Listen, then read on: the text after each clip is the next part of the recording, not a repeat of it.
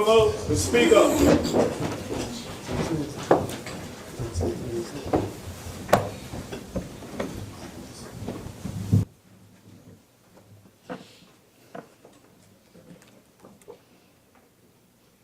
Almighty God, we give thanks to you, the Creator of the universe, and humbly beseech you to direct and prosper the deliberations of the members of this House here assembled for the advancement of your glory and the trust and welfare of the people of Trinidad and Tobago.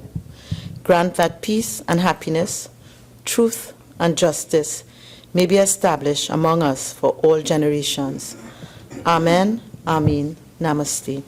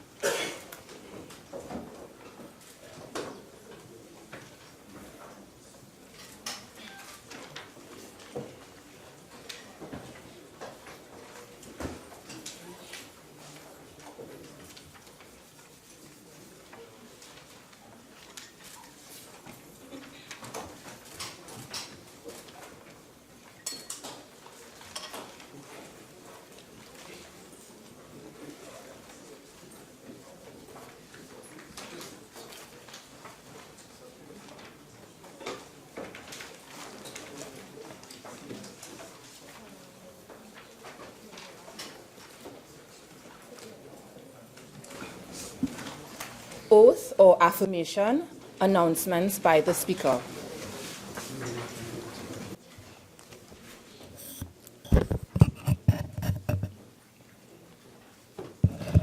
Honorable members, I have received correspondence from the Senator, the Honorable Christine Kangaloo, President of the Senate. The following letter dated January 6, 2017. Dear Honorable Speaker, change in the membership of the Joint Select Committees. I wish to inform you that at a sitting held on Monday, December 19, 2016, the Senate agreed to the following changes in membership. On the Joint Select Committee on Human Rights, Equality and Diversity, Mr. Kazim Hossain in lieu of Ms. Sarah Boudou. On the Joint Select Committee on Land and Physical Infrastructure, Mr. Nigel De Freitas in lieu of Mr. Ruhan Sinanan. On the Joint Select Committee on Energy Affairs, Mr. Kazim Hossain in lieu of Mr. Franklin Khan.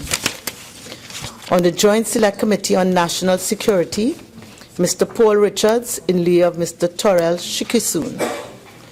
On the Joint Select Committee on Parliamentary Broadcasting, Mr. Torel Shikisun in lieu of Mr. Paul Richards. On the Public Accounts Committee, Ms. Jennifer Rafool in lieu of Dr. Daneshwar Mahabir. On the Joint Select Committee on Human Rights, Equality and Diversity, Dr. Daneshwar Mahabir in lieu of Ms. Jennifer Rafool. On the Joint Select Committee on Foreign Affairs, Ms. Melissa Ramkisoon in lieu of Dr. Daneshwar Mahabir. And on the Public Administration and Appropriations Committee, Dr. Daneshwar Mahabir in lieu of Ms. Melissa Ramkisoon. I respectfully request that the aforementioned be brought to the attention of the House of Representatives at the earliest convenience.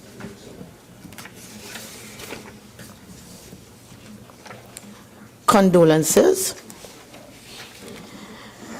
As members may be aware, there has been the passing of two former members, and I now invite condolences to be paid by both sides.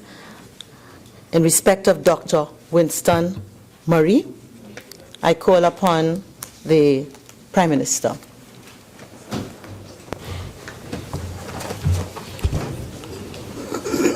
Madam Speaker, on many occasions we are called upon in this House to acknowledge the passing of one of our members, associates, or colleagues, and we make statements covering their lives and their contributions. And sometimes it is difficult to associate any particular development or course correction of the country which can be directly associated with a particular member and his service to the people of Trinidad and Tobago. But in the case of Dr. Winston Murray, it is not so.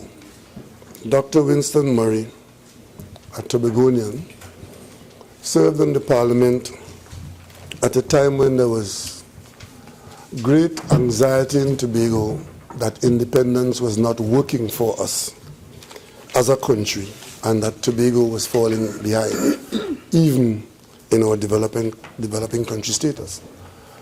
And Dr. Murray, representing the most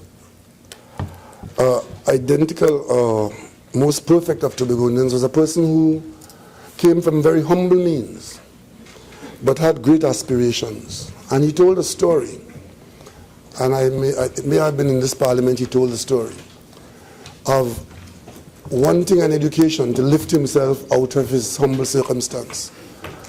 But his parents were not able to provide him even with food as he sought this education, so he would be in class.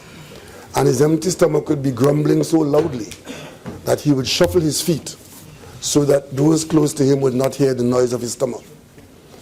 And he endured, and he continued to pursue education, and eventually got himself very qualified, left our shores, went abroad, attended and served at some distinguished universities as Morgan State, UNAM in Mexico, and so on, and eventually became a teacher abroad, and came back here in the 70s and entered the political arena, not just to fight a seat or to be recognized for his own accomplishments, but to join the call for Tobago's return to an independence that they had known and for which they should hanker. And Dr. Murray worked with Mr. Robinson during the period of the argument of Tobago's self-government for Tobago, a phrase which confused a lot of people, especially persons in Trinidad. And even in Tobago, where persons knew that there was something good in that phrase, they could not identify exactly what it meant or what it should be in terms of the action that should give us the self-government. And it was Dr. Murray who crystallized this ambition and this political fervor into determining that the Tobago House of Assembly, an earlier mechanism for managing Tobago's affairs, that the Tobago House of Assembly should be re-established in Tobago. And in so doing and pressing that point, it was such an important point that Dr. Murray was put out of this house for standing on his own, not being guided by his leader. And he was put out of this house for a while in pursuit of that objective. And it resulted in him breaking from the party that very loudly advocated self-government for Tobago. But in the end, the issue was addressed in the House, an agreement was had, and the Tobago House of Assembly, with a Tobago flag, if you may accept, was accepted as the way to go. And all sides in Tobago in 1980 agreed to the re-establishment of the Tobago House of Assembly. I can tell you without fear of contradiction today, Madam Speaker, that no Tobagonian now is conceiving of a Tobago without the Tobago House of Assembly as its administrative expression. So Dr. Murray and his one term of service in this house made a tremendous contribution in changing for the better the administration of Trinidad and Tobago. And even though there is not perfection to the argument of internal self-government in Tobago, and there are things still to be done, as a matter of fact, there is a bill before the cabinet, or on its way to the cabinet, coming from Tobago, about further improvements in Tobago's acceptance of devolution of authority. But that intervention in 1980, if one recognizes Mr. Robinson as the person who initiated and drove the process, the crystallizing of and the conclusion of a confusing situation ought to be ascribed to Dr. Winston Murray. And today, we acknowledge a man who didn't stay there, Being an educator and understanding how important education was in lifting persons like himself and others of similar circumstances out of whatever circumstance they would have found themselves, he remained an educator to the end. And even when there wasn't anything to work with, he set about to create an educational institute in Tobago to provide opportunities for people, if not to participate, but to see what education could do. And he didn't stop there. In the area of economic development, even while he was fighting the political battle and fighting the battle of trying to get people to accept education and to participate in lifting themselves up, he also taught them that there was economic empowerment to come. So he went down to the fishermen and talked to them about flying fish and what can be done about catching and marketing flying fish. And so successful were they that they became, in Tobago, a flying fish industry, which is accused of having been so successful that we have overfished the fisheries. So today we acknowledge the passing of Dr. Winston Murray, a man who was not just spoken, but walked the walk as he talked the talk. And all Tobagonians should be proud, and all people of Trinidad and Tobago should be proud that one of our citizens was so dedicated, so committed, at home and abroad, and to have served such a valuable intervention for us. And those of us who are parliamentarians can take comfort in the fact that at the end of the day, some parliamentarians can be acknowledged of having not just been a waste of time. So we wish his family all the best, and we, in this moment of his passing, wish them the strength to be comforted by the fact that he did serve his country with distinction and with great effect. Member for Napurima. Thank you, Madam Speaker. Today I bring condolences on behalf of the members on this side on the passing of Dr. Winston Churchill Murray, a former Member of Parliament who died on New Year's Day. Dr. Winston Murray was truly one of Trinidad and Tobago's most revolutionary and independent thinkers, a man ahead of his time, with a clear vision for the future of his birthplace, Tobago, and its status within the Twin Island Republic. Born on November 29, 1993 in Charlottesville, Tobago, to parents Melita Lewis Murray and Gorel Murray, Dr. Murray would go on to become a pivotal player in Trinidad and Tobago's politics. In 1959, he entered Howard University in Washington, D.C. to pursue a major in Spanish and Latin American history. He graduated in 1963 and entered Georgetown University in Washington, D.C. for reading for a master's degree. He gained his doctorate in Latin American Studies at the American University in Washington, D.C. He was a true academic, and upon returning home, he published his seminal book, The Politics of the Dispossessed, Politics, Labor, and Social Legislation in the Commonwealth Caribbean, which dissected the growth of the Caribbean labor and political economies. The book has been a text for the history department, a textbook for the history department of Morgan State University. Dr. Murray, for all his travels and international education, returned to Trinidad and Tobago and joined our Foreign Service. After leaving the Foreign Service, he joined the Democratic Action Congress, DAC, where he was a passionate advocate for Tobago's independence and the development of Tobago. So passionate, in fact, that in the 1970s, he planted a flag in Tobago as an indication or a representation of its independence. He was the Member of Parliament for Tobago West from 1976 to 81 and was influential in forming the Tobago House of Assembly in 1980. He was a multifaceted man who understood the critical role education played in development. He was an educator, teaching at Morgan State University and Bowery State University.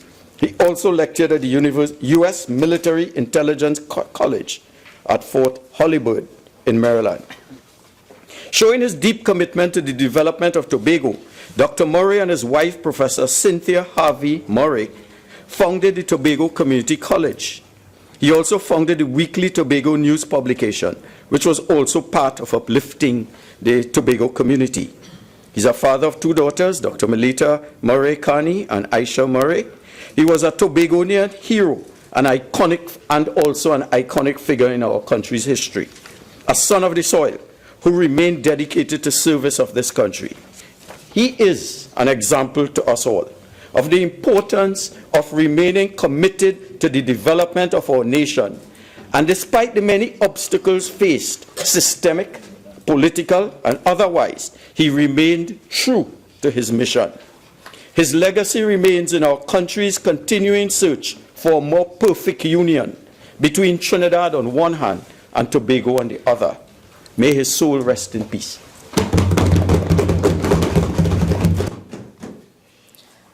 I join with the members in the sentiments expressed in paying tribute on the occasion of the passing of Dr. Winston Churchill Murray.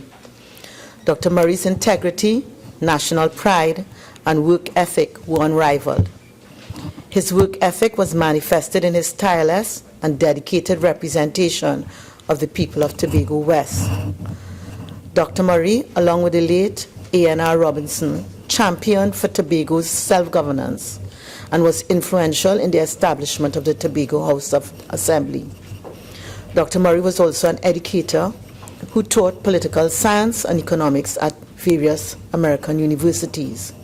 More importantly, Dr. Murray and his wife, Professor Cynthia Harvey Murray, founded the Tobago Community College and pioneered open access to affordable college-level education in Tobago. Dr. Murray continued to be fundamental to the development of Tobago even after the end of his tenure as the Member of Parliament for Tobago West. He founded the Tobago News, a weekly newspaper exclusively dedicated to the Tobago community. As we pay tribute to this late former member, let us strive to emulate the attributes of Dr. Winston Murray. May his integrity, national pride, and work ethic continue to live on in all of us. I now invite us all to stand for a minute's silence as a mark of respect.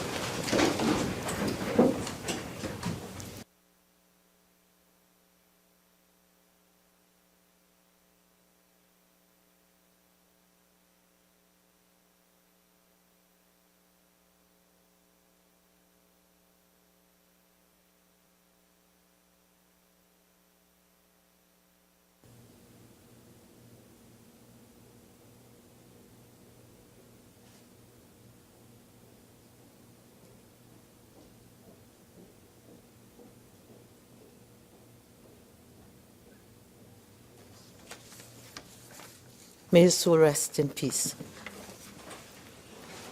Members, I have directed the clerk of the House to convey our condolences in writing to the wife and family of the late Dr. Winston Churchill Murray. I now invite members to bring tributes on the passing of the former MP, Mr. Balgobin Ramdeen. I call upon the member for Aruka Maloney.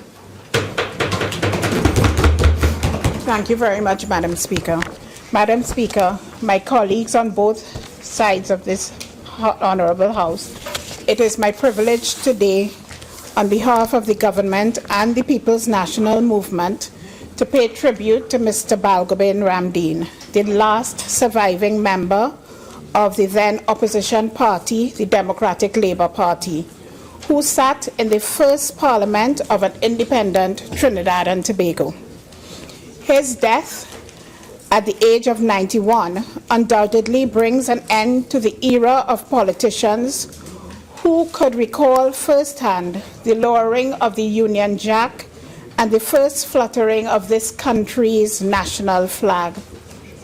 He would have walked in the company of his leader, Rudranath Kapildeo, in the company of Tajmul Hossain, Senior Counsel, and Lionel Sukaran, and many others who, in their own way, defined the politics of a newly independent Trinidad and Tobago.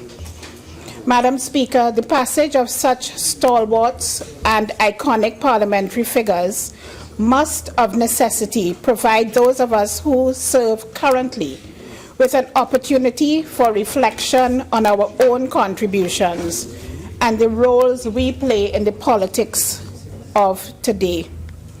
Death, the greatest of equalizers, is as uncertain as it is untimely, and all of us should not only mark each waking day as a gift, but as an opportunity to leave this place better than we met it, so that our sojourn here will not be in vain.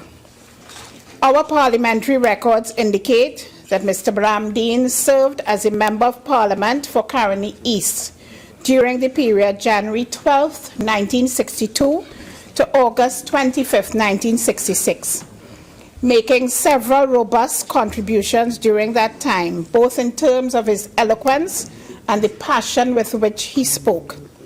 His contributions, Madam Speaker, were not limited solely to participation in debates on bills brought to the House. Indeed, an examination of the Hansard records indicates that there were at least 5 motions standing in his name, dealing with matters such as a water supply for rural areas and electricity for the constituents of Caroni East. And the one that caught my attention, Madam Speaker, was his motion on subversive activities presented in September 1965. The undoubted passion for his constituents and the eloquence which Mr. Ramdeen brought to the House of Representatives was nurtured, no doubt, by his earlier bringing in Sangre, Chiquito, where he witnessed firsthand the developmental needs of his community. Educated in his community by the Canadian missionaries, Balgobin Ramdeen would later carve out a niche for himself as a London-trained barrister, an author, educator, and newspaper columnist and editor. His legacy of concern for those who find themselves on the margins of society lives on today in his children, one of whom, Leela, sits as the chair of the Catholic Commission on Social Justice. Today, on behalf of those of us on this side of the House, and indeed on behalf of this Honourable House, we not only express our profound regret at his passing, but offer too our sincerest appreciation to his family of 7 children, 10 grandchildren, 14 great-grandchildren, for lending us this patriot, this son of the soil, and for allowing him to make his own contribution to the development of Trinidad and Tobago. May eternal rest be granted unto him, and the eternal light of God shine on him. May he rest in peace. Thank you, Madam Speaker. Member for Caroni East.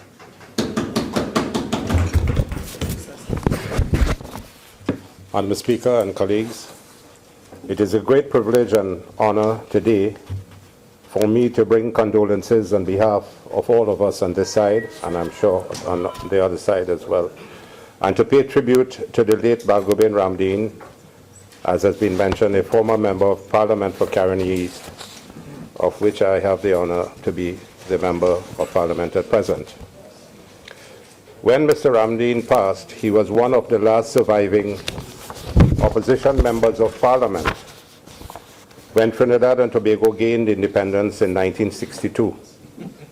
There are a few others remaining, including Mr. Kenneth Lala and Mr. John Barrett.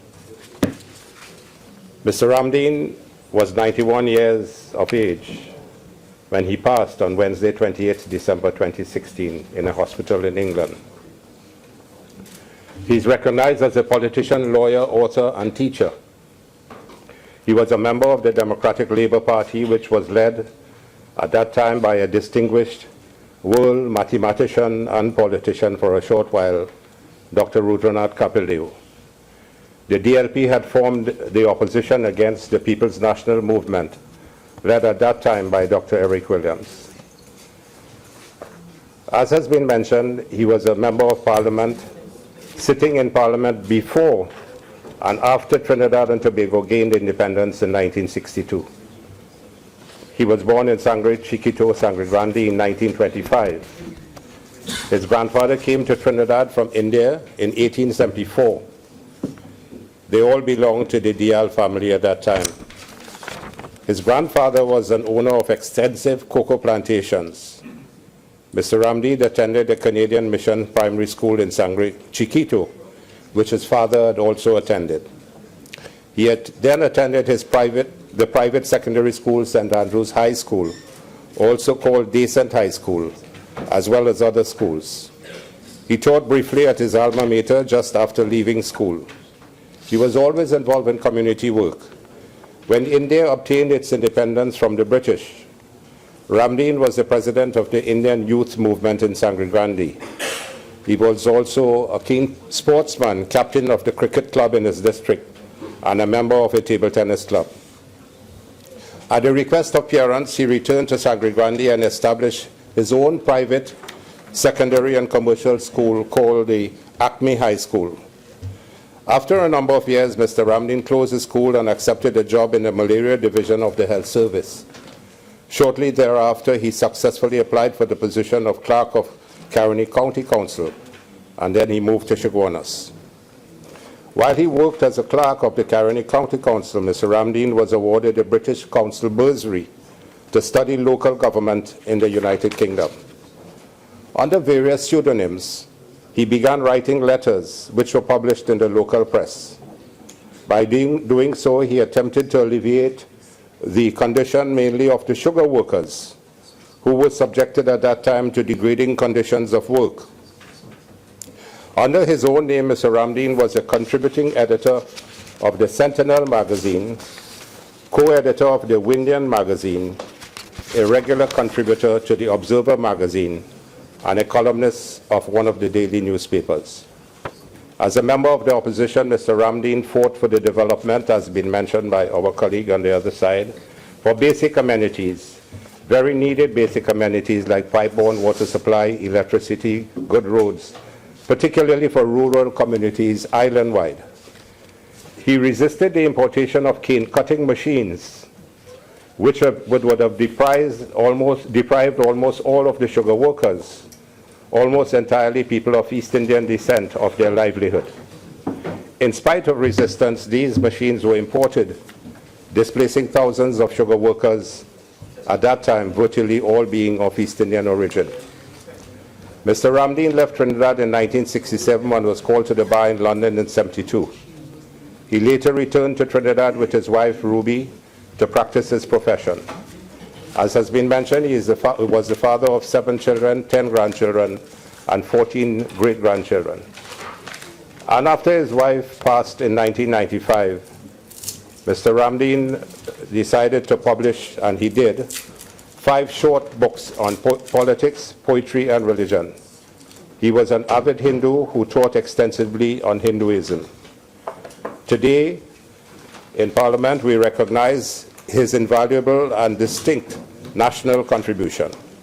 And on behalf of the United National Congress and the opposition, we extend our condolences to the family of the late Balgobin Ramdeen, a true warrior. May his soul rest in peace. Honorable members, I wish to join in expressing my condolences on the passing of the former Member of Parliament, Mr. Balgobin Ramdeen. Mr. Ramdeen passed away peacefully in a hospital in London on Wednesday, December 20th, 2016, at the age of 91. He was a member of the Democratic Labour Party and served as the member for Caroni East in the first independent Parliament of Trinidad and Tobago. Outside of the Parliament, he was an author, an attorney at law, and a teacher, and he was considered to be devout in his faith. He stood steadfast in his convictions and fought for those he deemed the, and I quote, underdogs in society. Mr. Ramdeen spent many of his years writing letters under various pseudonyms with the objectives of improving the lives of the citizens of Trinidad and Tobago. As citizens, we should strive to emulate this distinguished and honorable man. His excellence in service to our country should be an example to us all. Honorable members, at this time I wish to invite you to please stand for a moment's silence.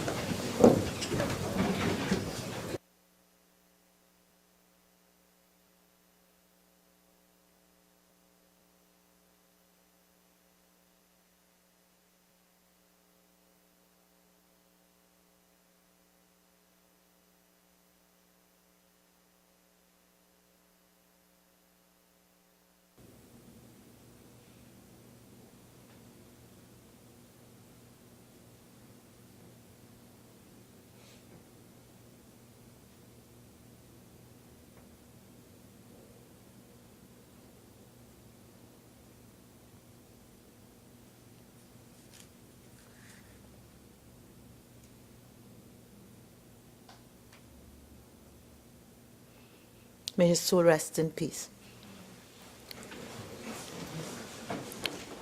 I have directed the Clerk of the House to send an appropriate message of condolence to the family of the late Mr. Balgobin Ramdeen on behalf of this Honourable House.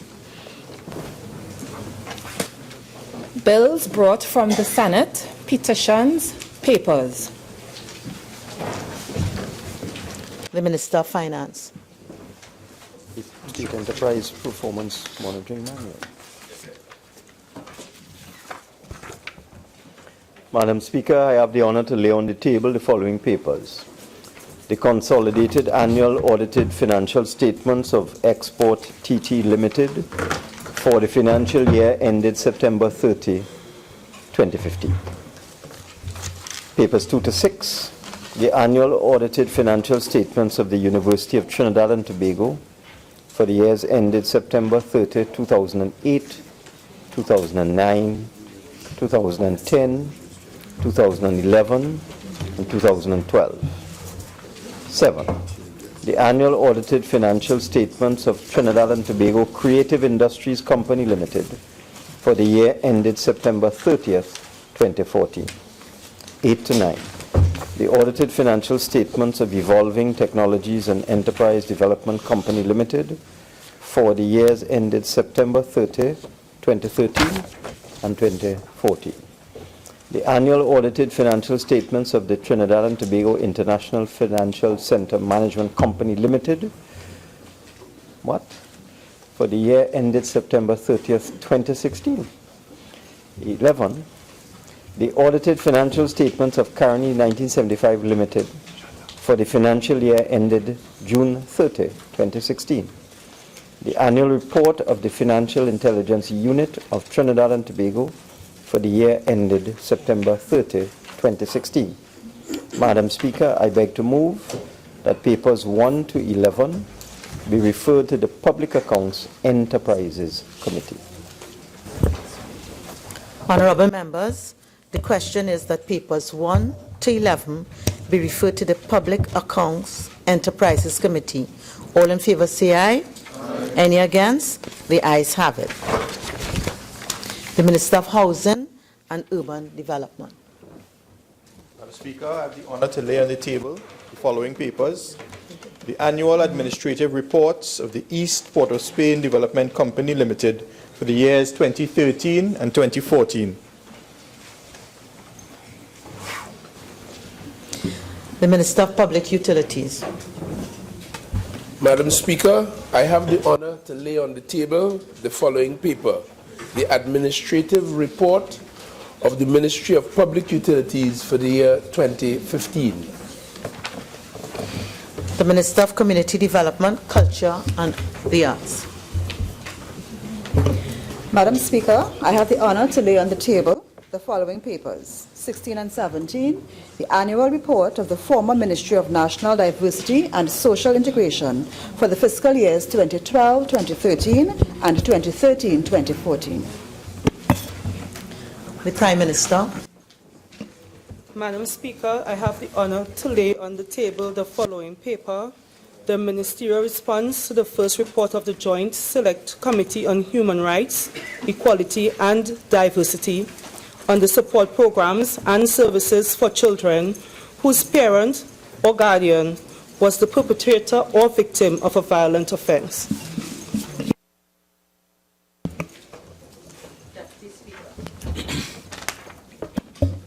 Madam Speaker, I have the honor to lay on the table the following paper.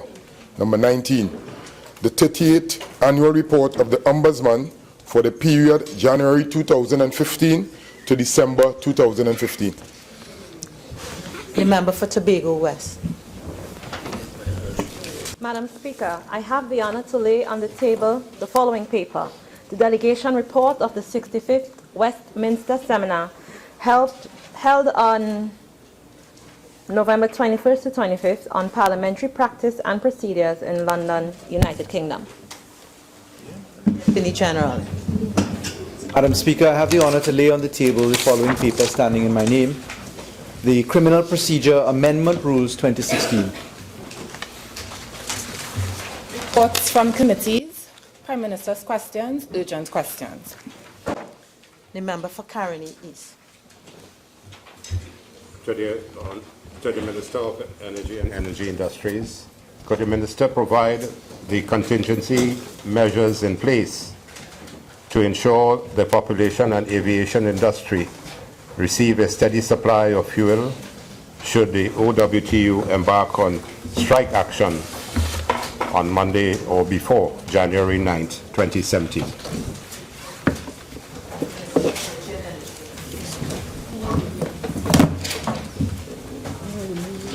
Thank you, Madam Speaker. Madam Speaker, PETROTRIN is cognizant of the concerns raised by various sectors of the national community with respect to the strike notice served by the Oilfield Workers Trade Union. In this regard, the company has activated appropriate and various contingency plans across its operations.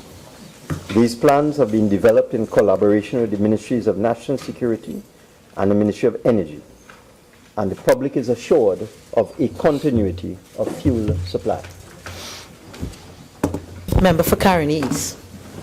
Would it be possible for the Honourable Minister to elaborate just for a bit on the appropriate contingency measures that he has indicated for the benefit of the population? What I would say is that in discussions with the company, I am satisfied that appropriate arrangements are in place to ensure a continuity of fuel supply to the public. Member for Oropouche East. To the Honourable Acting Minister. Is the Minister aware that critical units and installations at PETROTRIN are currently being shut down as a precaution for impending strike action, including the 4 vacuum distillation unit? The cat cracker is going offline on the weekend and other critical installations to suggest a disruption in the service. Minister. Madam Speaker, I wish to repeat, notwithstanding what has been said, the company has satisfied me that it has made appropriate contingency arrangements to ensure a supply of fuel to the population.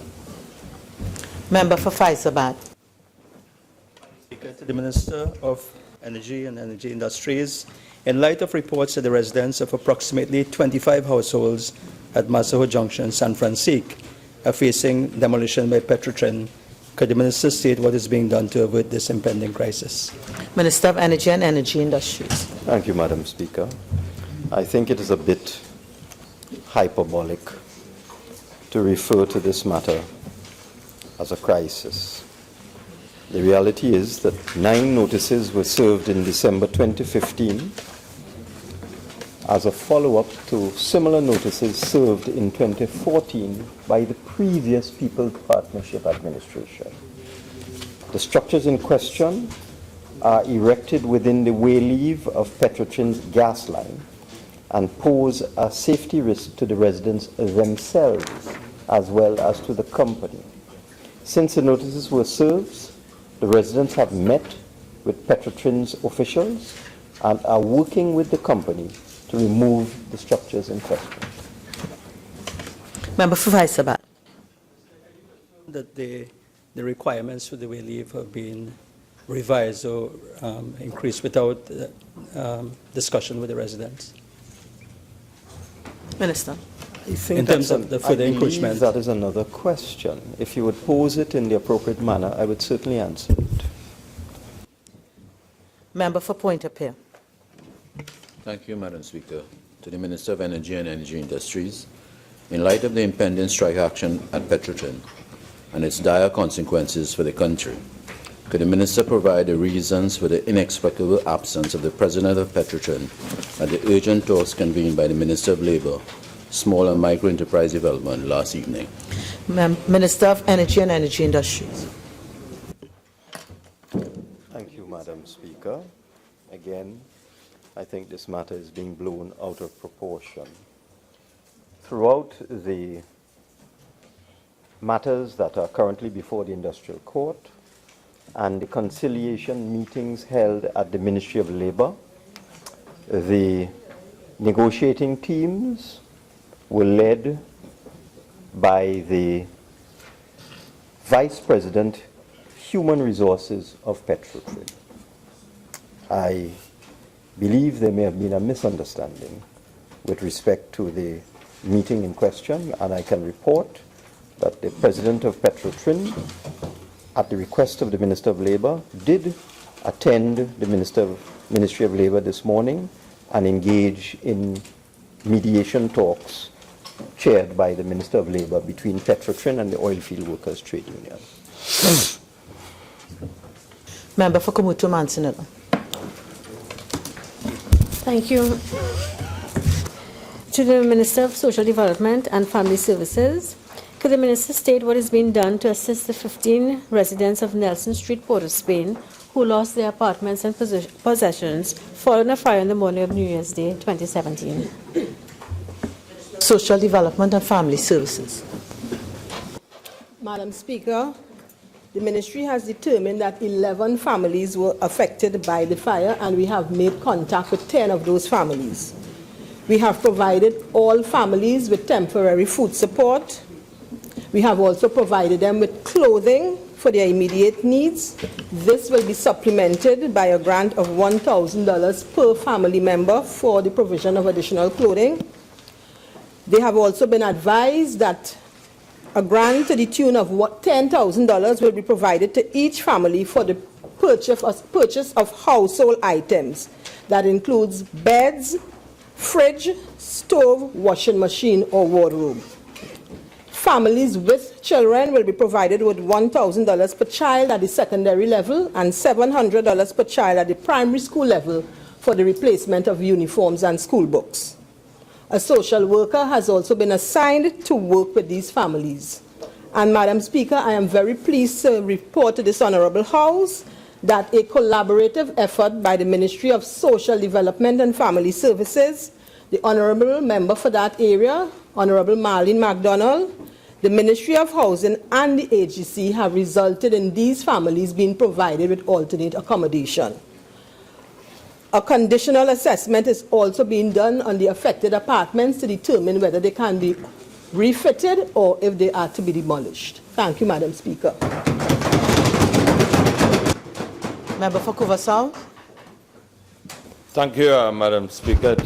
Just as a follow-up, given what has been stated by the Minister, there has been a number of fires that have taken place in different parts of Trinidad and Tobago in the Christmas period and so on. So I would want to know if the treatment that is being provided and the assistance which is being provided to the fire victims at Nelson Street and Port of Spain will become applicable to all fire victims, and whether this is a policy position of the Cabinet of Trinidad and Tobago.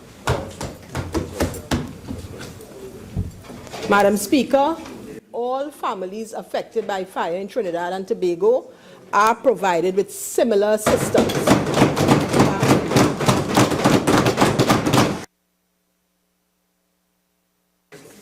Questions on notice, questions for oral answer. Member for Naparima. Thank you, Madam Speaker. Question number 11 to the Minister of Finance. Minister of Finance. Thank you, Madam Speaker. No consultancy fees were paid to the International Monetary Fund for the period September 2015 to date. That's answer to Part A. Answer to Part B.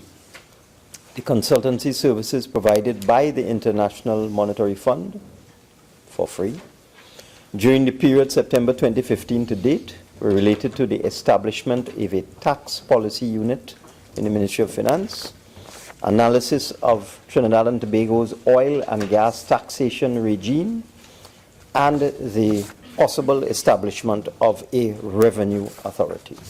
Answer to Part C. All consultancy services have been completed by the International Monetary Fund, and all reports and recommendations submitted to the Ministry of Finance. Tabaki. In the recommendations that have been made by the International Monetary Fund, were there any recommendations that were considered by the government with respect to the devaluation of the Trinidad and Tobago dollar? Madam Speaker, with the greatest respect, even though I stretch my mind, that is an entirely new question. Please pose it and I will be happy to answer it. Member for Naprima. Madam Speaker, would the Minister of Finance tell us whether the IMF in any of its consultancy arrangement has recommended 000? Thank you, Madam Speaker. Madam Speaker, just let me repeat for the benefit of honourable members. This will allay their concerns and perhaps put things in perspective. The IMF has advised on a tax policy unit, oil and gas tax regime, and a revenue authority. That is it, nothing else. Please. Member for Oropouche. Thank you very much, Mr. Minister. I'm hearing you saying about the possible establishment of a revenue authority. Is there a policy U-turn on this matter, or is there no policy decision on the matter? We are currently studying the recommendations of the International Monetary Fund, which involve the full establishment of a revenue authority and other options. When the government makes its policy decision, we shall come to the Parliament with appropriate legislation. Member for Naparima. Thank you, Madam Speaker. If the Minister of Finance is telling us that the IMF did not recommend 000 as a wage, members, order please.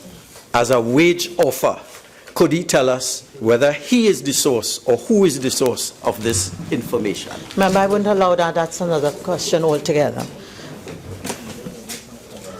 Member for Couva North. Thank you, Madam Speaker. Question number 22 to the Minister of Housing and Urban Development. Minister of Housing and Urban Development. Thank you, Madam Speaker. With respect to Part A of the question, the number of vandalized units is 343.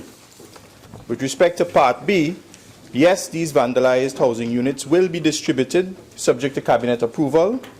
And the answer to Part C, the qualifying criteria to access a vandalized housing unit remains the same qualifying criteria used in government's housing policy. That is to say, you must be a citizen of Trinidad and Tobago and have been residing here for the last 5 years preceding the date of signing a statutory declaration. You must be 21 years and over. You must not be owner or part owner of property or land in Trinidad and Tobago. You must be first-time homeowners, and the monthly combined income of the applicant must not exceed $25,000. For Oropouche East. Thank you very, very much, Madam Speaker. To the Honourable Minister, Minister, are you suggesting that there are 343 vandalized units and in the 15 months in office you have failed to protect the assets of Trinidad and Tobago? Member, I won't allow that question. The first part is not a question that was answered, and the second does not arise under this. Chantal. Keith. Thank you, Madam Speaker. Question number 23 to the Minister of Education. Minister of Education. Madam Speaker, all construction activities in respect of the Gasparilla Government Early Childhood Care and Education Center have been completed.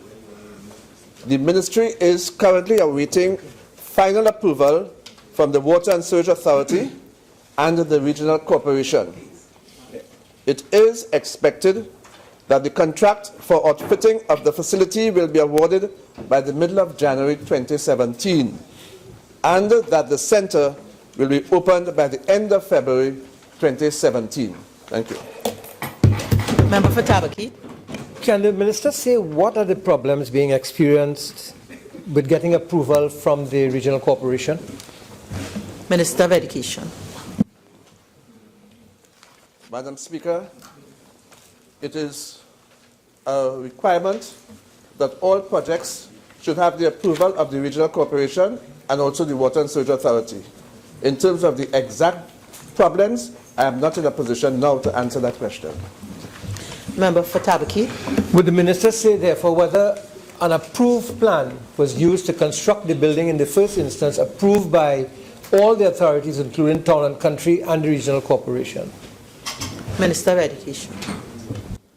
Madam Speaker, my information is that all outline approvals were granted, and the approvals that are waiting, as I indicated just now, are just the approvals from the regional corporation and from WASA.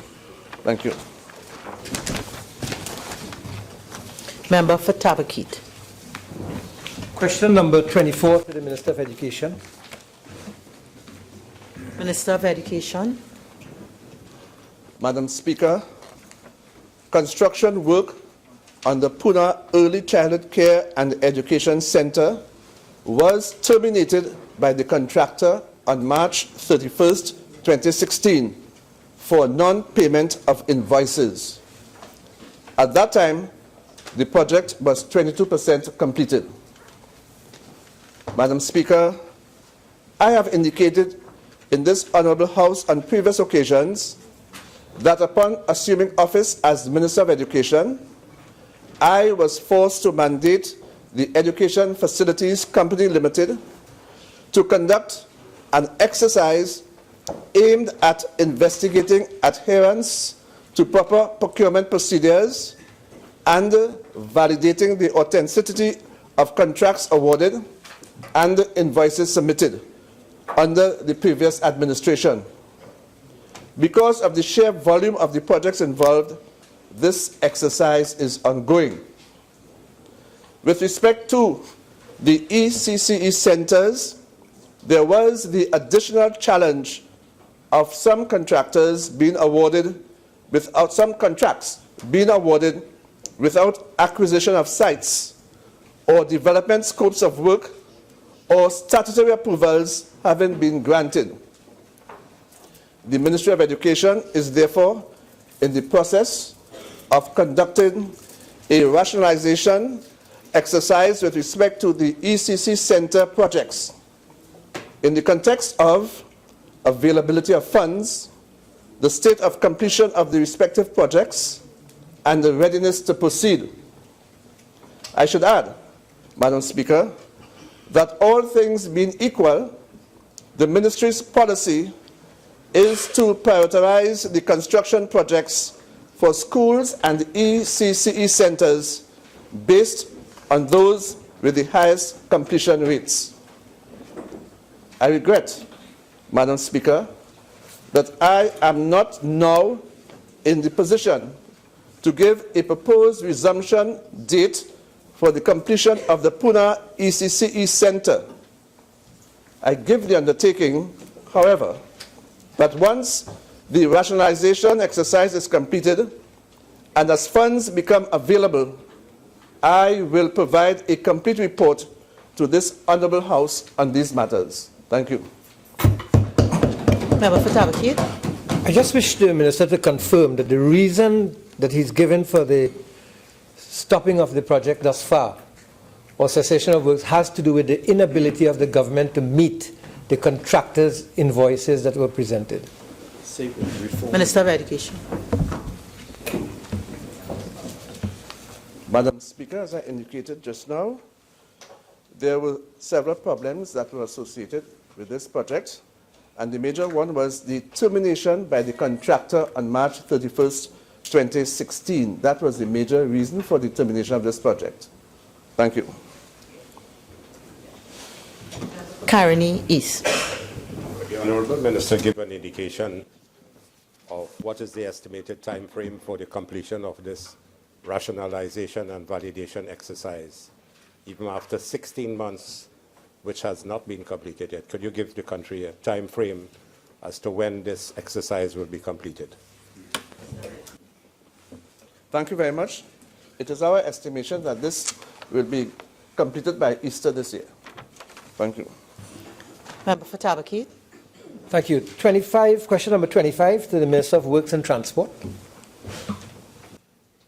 Thank you very much, Madam Speaker. On behalf of the Minister of Works and Transport, The roadway between La Vega and Brasso Junction is within 15.5 to 18.5 kilometers, 3 kilometers by 5.5 kilometers wide, and is known as the Brasso Station Road. Repair works will be done in 2 phases. Phase 1, temporary repair to depressions and potholes, which will be done in-house via the Highways Division Routine Maintenance Program, and this is expected to be completed by February 2017. And phase 2, complete rehabilitation of the Brasso Station Road.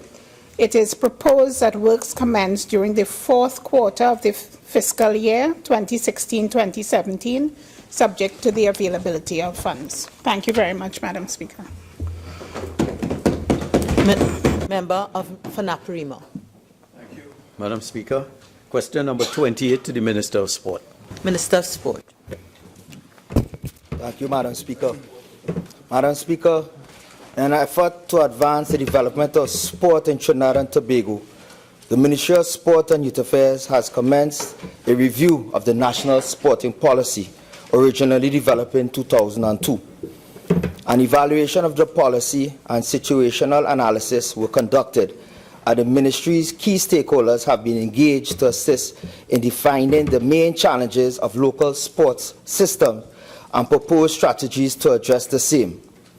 To this end, the Ministry of Sport and Youth Affairs has developed a proposed policy agenda with direct objectives outlining the way forward for sport in Trinidad and Tobago. Some of the strategic themes that will be addressed in the revised policy include: 1.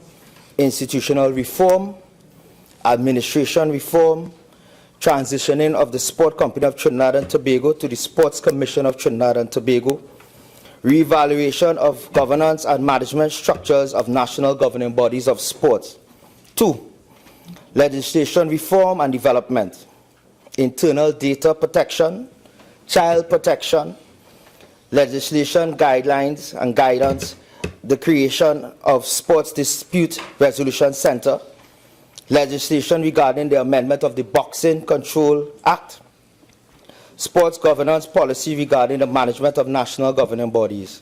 3. High-performance sport, facilitate and support elite athletes and coach development, advocate high-performance programs, development and implementation, engage participation and partnership with UE and UTT for the development of sport programs for coaches, athletes, sport administrators, technical and other pertinent individuals. Development and implementation of a talent identification framework for high-performance athletes. 4. Capacity building, collaborating with the relevant authorities for the development of a physical education program and curricula for teachers. Development of curricula for administrative development for executives of national governing bodies and sporting organizations. 5. Funding for sport. Review of existing funding policy for sport. Spearhead collaborative endeavors for the establishment of private partnerships with commercial sectors to fund sport development. Seek the establishment of sponsorship opportunities for elite athletes and teams through alliances with international recognized brands. 6. An enabling environment, provisions and maintenance of sporting equipment, as well as development of a policy outlining equipment acquisition, care, use, disposal, and or replacement.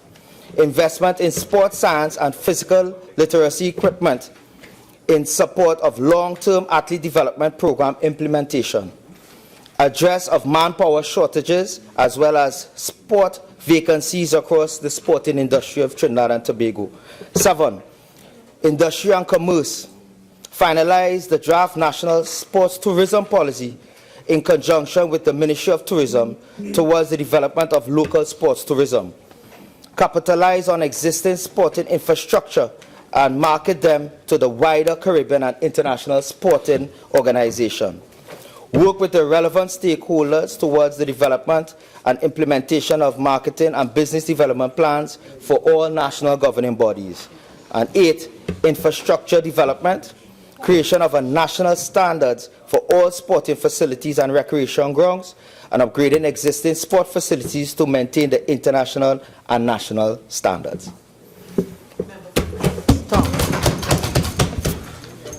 Madam Speaker, through you to the Honourable Minister. Minister, would you agree with the visiting Canadian swim team who has indicated that the branding of the National Aquatic Centre is one of world-class, in that the National Aquatic Centre, has been branded as a world-class facility? Would you agree with them with respect to that, seeing that this was one of the projects constructed and conceptualized by the former People's Partnership Administration under Kamla Persad-Bissessar? Minister's vote. Thank you, Madam Speaker. And again, I discussed this before, Madam Speaker, with regards to Nagan, with regards to who built it. And what this concept was done under Roger Boynes, under the Patrick Manning administration. It started under Gary Hunt. The three nationals, Madam Speaker. And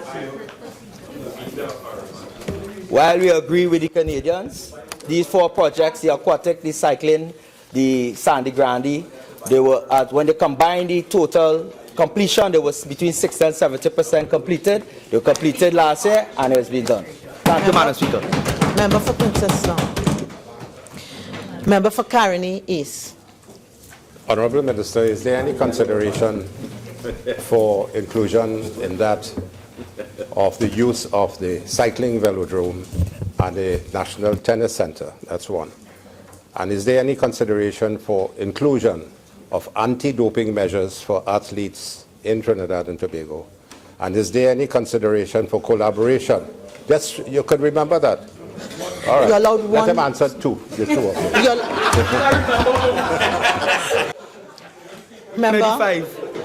Member for Caroni East, you're allowed one supplemental. Could you choose which one it is, please? Anti-doping? Anti-doping? Not the anti-doping. Which one? Which one? The cycling velodrome and the National Tennis Centre.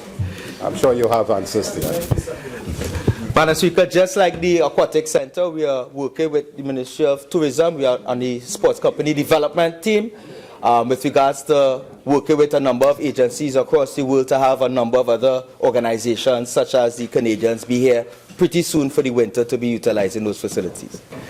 Member for Superior. Thank you, Madam Speaker. Honourable Minister, was there any specific reason why you changed the name of the National Tennis Centre to the National Racket Centre? Thank you, Madam Speaker. Very simple. The former regime didn't think of the process properly. We're going to utilize the tennis centre. Let's have some order, please. I'd like to hear the original plan that was under the Patrick Manning administration for a racket centre to not only house tennis, but for squash, table tennis, and badminton. It's a no-brainer, Madam Speaker. Member for Naparima. May we have some order, please? Member for Naparima. Is it a supplemental or? No, this is question number 29. 20. Thank you, Madam Speaker. Question 29 to the Minister of Finance.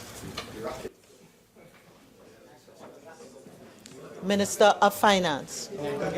What is this? Madam Speaker, I wish to request a deferral on this question for 2 weeks. Leave is granted. For leave to move the adjournment of the House on definite matters of urgent public importance. Member for Couva South.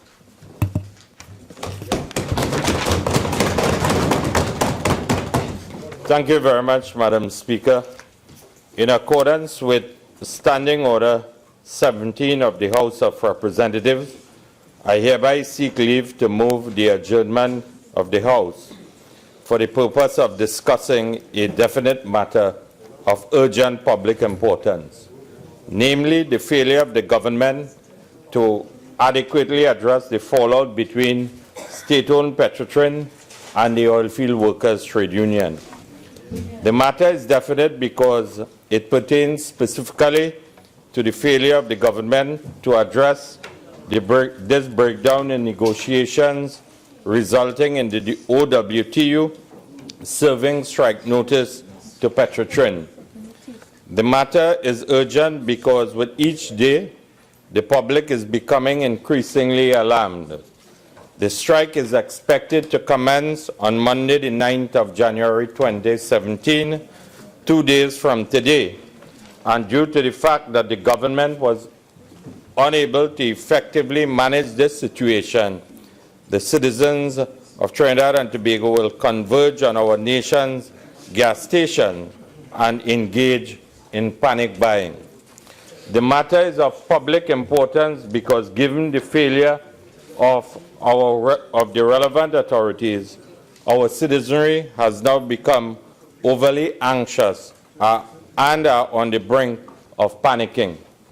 And this breakdown of talks between the Oilfield Workers Trade Union and PETROTRIN will negatively impact on the lives of each and every citizen in Trinidad and Tobago. The working population will be adversely affected and students will not be able to attend classes. In fact, a nationwide shutdown is a real possibility. More than that, this proposed strike will bring our already battered economy to its knees. Madam Speaker, I so move.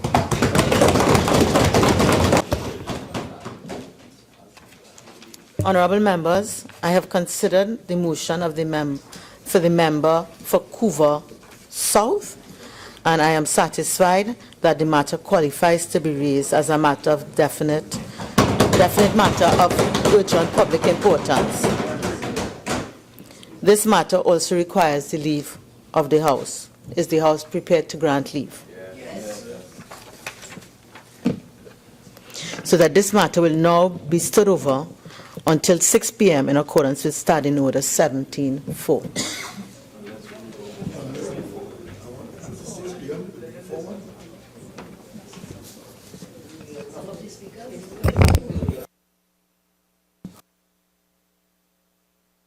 Member, based on the comments that I've heard, if the House has finished its business before 6, then we'll take it at that time.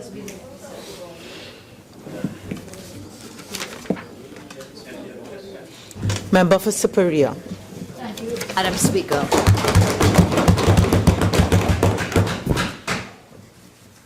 Madam Speaker, if I may beg your indulgence for one moment to wish your good self and members of the House a very happy and blessed 2017. I kindly seek your leave to move the adjournment of the House today under Standing Order 17 for the purpose of discussing a definite matter of urgent public importance, namely the failure of government to address the continued increase in homicides, serious crime and criminal activity, which has resulted in the breakdown in law and order in our country and increase in attacks upon our citizens.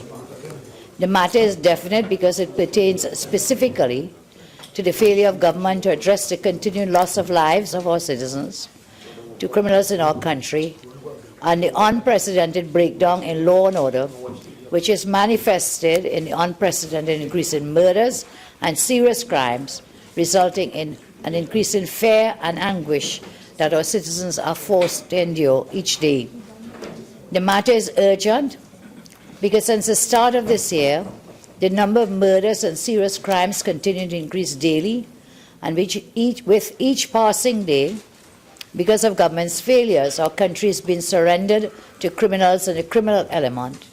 2 days ago, 10 persons were shot in one incident, with 3 giving way to their injuries. This massacre took place at a birthday party, and so daily we see the lawlessness in our country increasing, and criminals are becoming more fearless, while citizens are becoming more fearful and hopeless. In 6 days, the murder toll has already reached more than 1 per day, with another 2 bodies being found, which are yet to be identified. This matter is urgent. Having lost 461 of our citizens last year, the highest number in 6 years, we cannot afford for that number to continue in an increasing trend this year. Something must be done now. Businesses are being robbed in broad daylight by armed bandits. Many citizens are now contemplating fleeing in order to secure safety of family and children. As a country, we cannot stand idly by and allow the slaughter of our citizens to continue. To allow citizens to continue to suffer in their homes, being broken into, being beaten, robbed, raped, and kidnapped. The matter is of public importance because the most important and fundamental duty of a government to the people of the country is to provide a safe and secure society for all to exist in. It is of public importance because the crime affects each and every one of us. The criminals do not discriminate, and each day our children or elderly or young sons and daughters are living in terror and fear that they may be next, and the government has failed to provide protection for them. As crime and criminal activity increases and citizens continue to lose lives and suffer at the hands of the criminals, there has been an unemotional, callous and unsympathetic attitude to the victims and their families by government. This has only increased the hopelessness and despair of citizens. The failure of government to address the increase in murders and serious crimes and to provide a safe and secure environment is not simply a matter of public importance. It is a matter of great public importance and continues to be amongst the most important of issues to us on this side and indeed throughout the country, and most important as parliamentarians as it is for citizens. Madam Speaker, I thank you.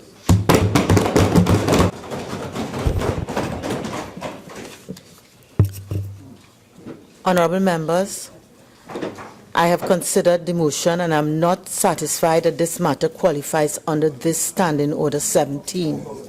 I advise that the member pursue... Members, let's have some order. It's very early in the new year, and let's proceed with the business of the people, please. I advise that the member pursue this matter under Standing Order 16. Statements by ministers, personal explanations, introduction of bills, the Fire Service Amendment Bill 2017 in the name of the Minister of Finance, motions relating to the business or sittings of the House and moved by a minister, public business, government business, committee stage. Madam Speaker, I seek your leave under Standing Order 68 to move a motion before the House.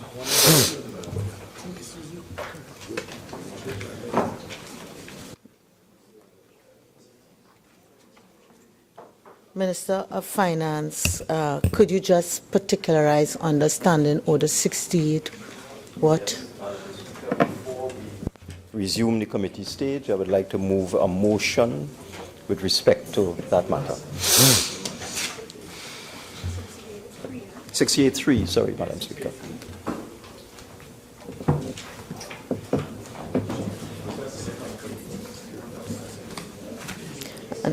That will be a motion to withdraw the bill from the Committee of the Whole to a select committee.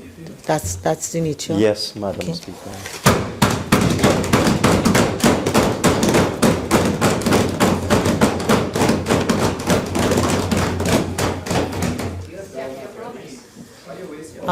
Might I, members, may we have a little order, please? I would like to invite the Leader of the House and the Whip to just approach the chair to discuss this.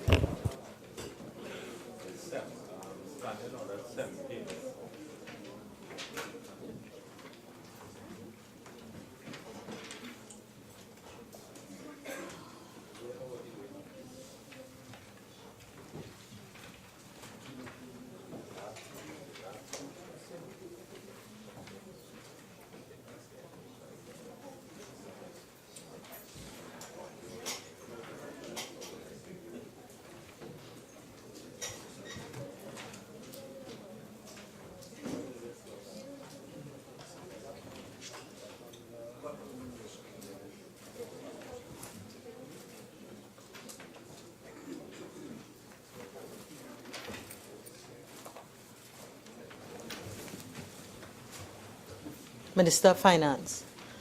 Honorable Minister, it's been agreed that you will not be allowed more than 10 minutes, and the other side would not be allowed more than 10 minutes, with no more than 5 minutes to reply. Minister of Finance. Thank you, Madam Speaker.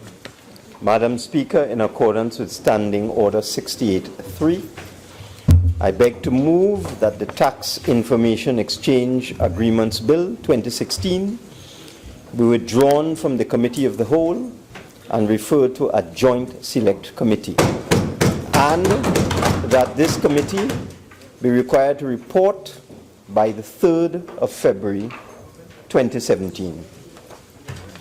And this would give, after the Senate names its members, which we expect to happen next week, this would give the committee 21 days to resolve this matter, which is more than adequate. I think it is incumbent on me, Madam Speaker, to explain why the government has taken this decision to withdraw this bill from a committee of the whole and refer it to a joint select committee. And it is simply because of the behavior of the parliamentary opposition. Madam Speaker, this, I can spoil whatever. Madam Speaker, this matter has been ventilated ad infinitum in the public domain, Madam Speaker. When one examines the reasons why the members opposite have walked out twice, have refused to meet with the government, have refused to submit amendments to the FATCA legislation, have simply refused to meet and treat with respect to this very important matter. When one examines the reasons why they have behaved in this manner, there is no possible explanation other than there is some problem that is affecting them with respect to the declaration of foreign accounts in the United States. That is the inevitable conclusion. Madam Speaker, Madam Speaker, please. The opposition will be allowed its time to make its contribution. I think that we're at a place that we would like to be. So let's get on with the business and with some decorum as the standing orders require. Madam Speaker, the reasons given by the opposition for their demand for a joint select committee are tenuous and spurious. They claim that in a joint select committee you can have consultations with stakeholders. Madam Speaker, every stakeholder, the American Chamber of Commerce, the Bankers Association, the Trinidad and Tobago Chamber of Commerce, every stakeholder that would have a responsibility to send information on accounts of U.S. citizens doing business in Trinidad and Tobago has spoken and spoken loudly. Even today, Madam Speaker, I saw the Bankers Association coming out and indicating there's absolutely no requirement for a joint select committee, no requirement for amendments to the legislation, Madam Speaker. So that this concept that in a joint select committee,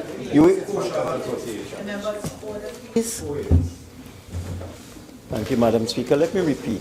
The Bankers Association, all of them, the American Chamber of Commerce, the Central Bank, the Securities and Exchange Commission, the Chamber of Commerce, the Board of Finance, every stakeholder that would have any responsibility, any action, any involvement, any duty with respect to the reporting of accounts held overseas by U.S. citizens has spoken and spoken loudly.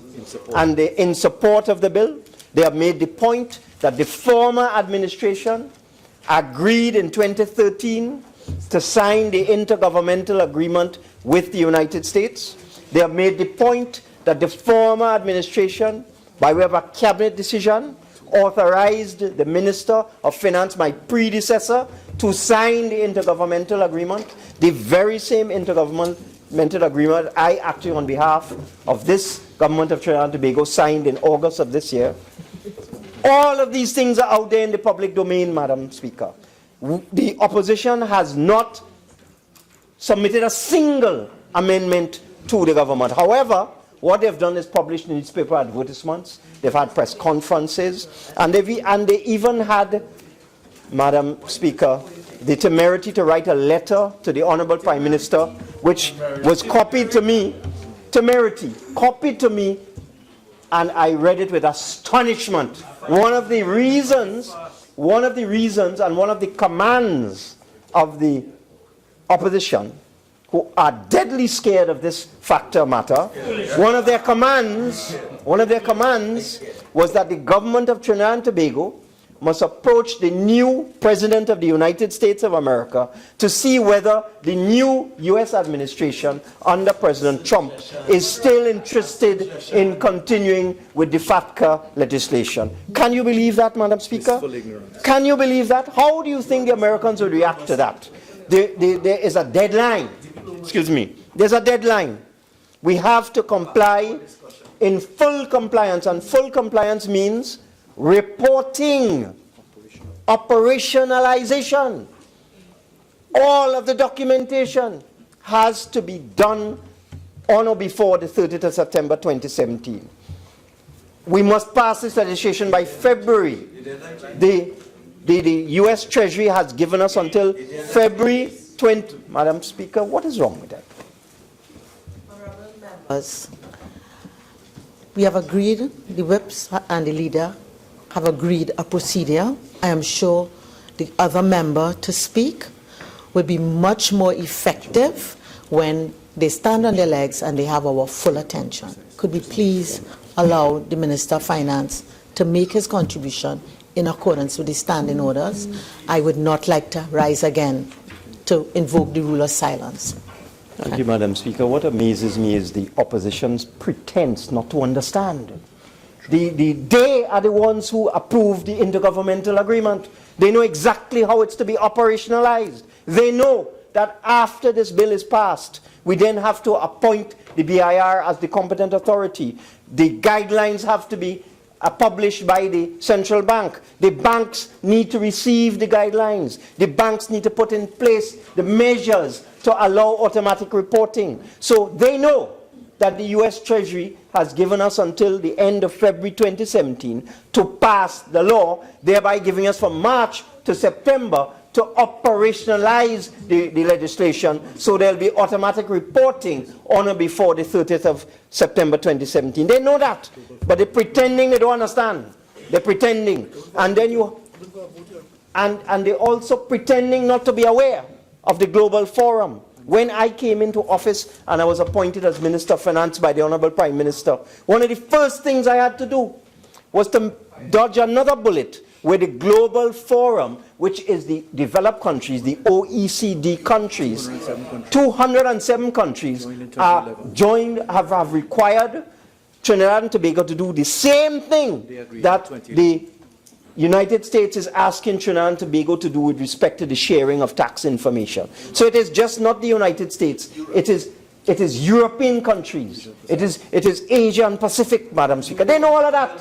They know all of that. But they're pretending not to remember and not to understand. Madam Speaker, in yesterday's newspaper, there was a full pull-out giving full details of all of the issues raised by the opposition and the effect of all the amendments made in the committee stage in this House when they decided to absent themselves. Every single matter that they have raised has been addressed, comprehensively addressed. Only 28 The vast majority of the issues they have raised are now moot because they have been dealt with by the amendments to the legislation. The few remaining issues are issues relating to sovereignty and issues relating to the operation of the executive of Trinidad and Tobago.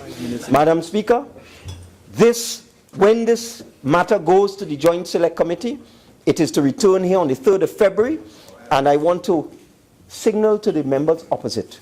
It still has to go to the Senate afterwards. So in order to meet our February deadline, we will be taking the vote when the report of the Joint Select Committee returns to this Parliament. We are not playing.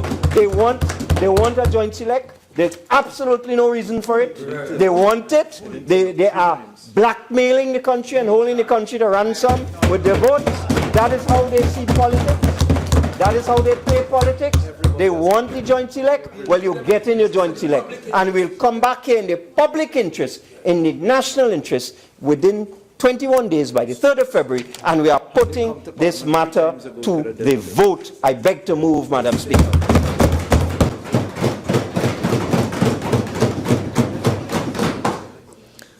Honourable members, the question is that the Tax Information Exchange Agreements Bill 2016 be withdrawn from the Committee of the Whole and referred to a Joint Select Committee, and that this committee be required to report by 3rd February 2017. Member for Superior. Thank you very much, Madam. Madam Speaker, I wish to repeat and reconfirm the opposition's position from day one when this debate began on the 9th of September last year. And that is that we will work with the government to pass good law. Good law. We were of the view on the 9th when I responded to the Honourable Minister of Finance that a Joint Select Committee should be established. The Honourable Minister of Finance, the House was adjourned on that date, and there was a team opposition government met on the Monday, the 12th. Honourable Minister of Finance then agreed with our team, both teams, yes to Joint Select Committee. When the Minister walked out of that meeting, the media carried front pages, carried the headlines that the Honourable Minister said, yes, we'll send it to, in effect, Joint Select Committee, let's not rush it, let's send it to a Joint Select Committee. Lo and behold, thereafter, the government reneged on that promise, on that undertaking. And to come today to tell the Parliament that we are afraid of this FATCA, if we so afraid of it, we wouldn't ask for a Joint Select Committee. We would have just sat here, you came, bring the vote, we say no. But from day one, we said, put it to a joint select committee. And you know why?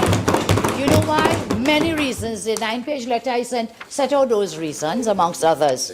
But you know, one of the things I didn't put in that letter, but I'm in the parliament today, and I want to say it. We do not trust that government. We do not trust them. And where it is that fundamental rights are going to be violated, as in this legislation, complex and far-reaching clauses, overreaching within it, then that is an ideal kind of piece of legislation to go before Joint Select Committee. We do not trust you.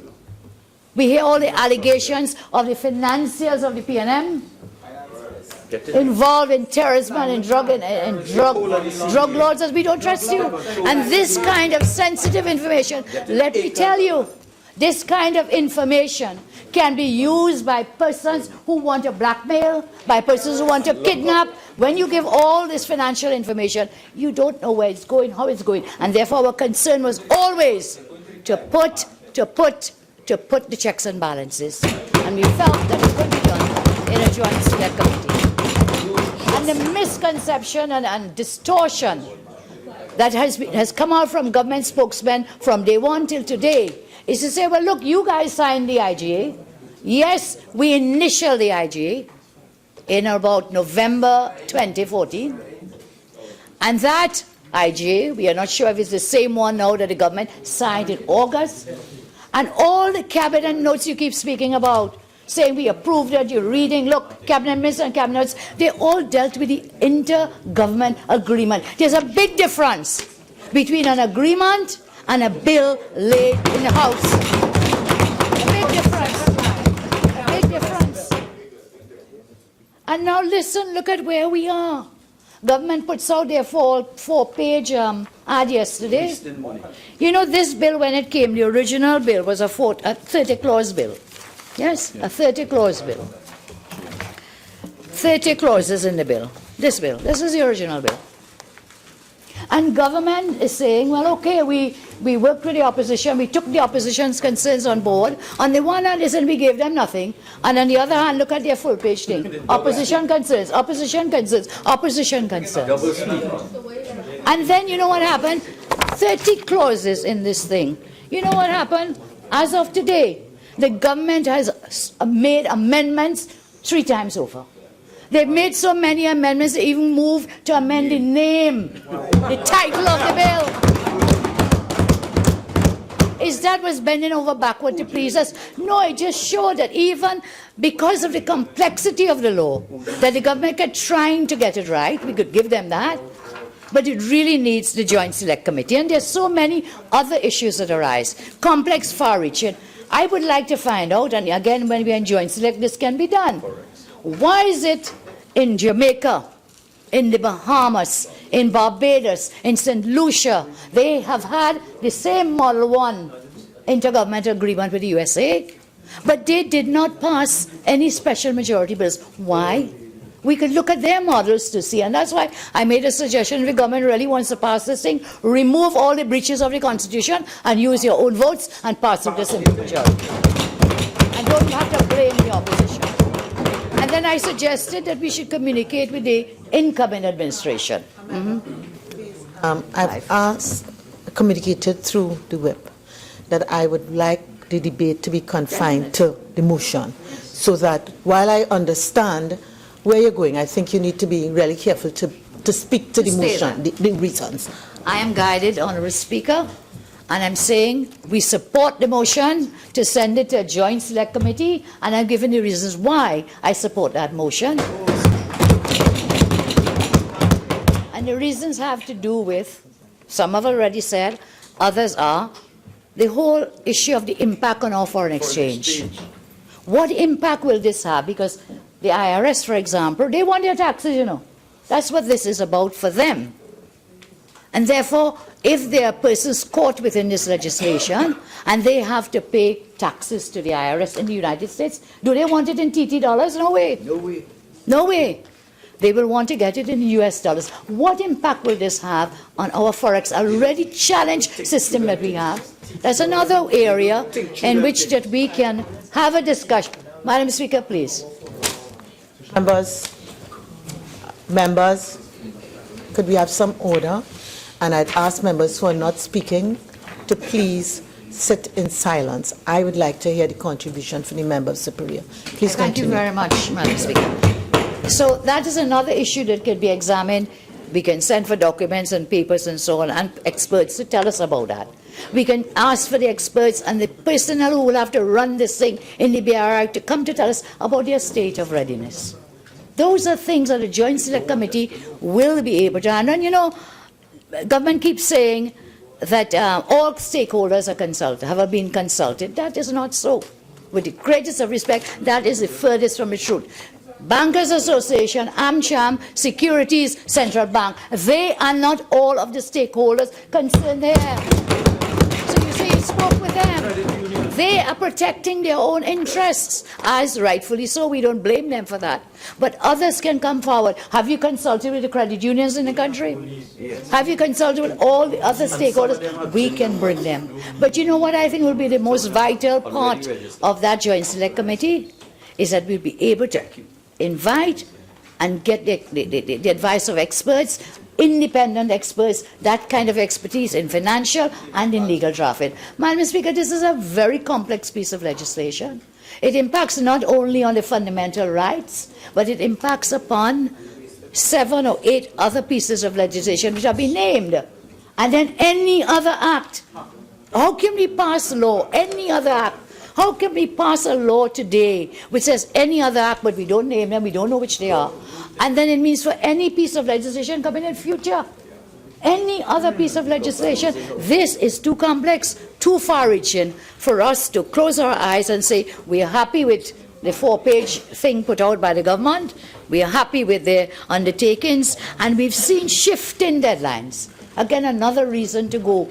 We have been shown no evidence of these deadlines. First, the deadline was September 30 last year. Then government told us it was December last year, end. Then the government told us 28 February 2017. And today, for the first time I'm hearing, what was it? September 2017. So the deadline keeps changing and changing. This is the first time we are hearing of this new deadline.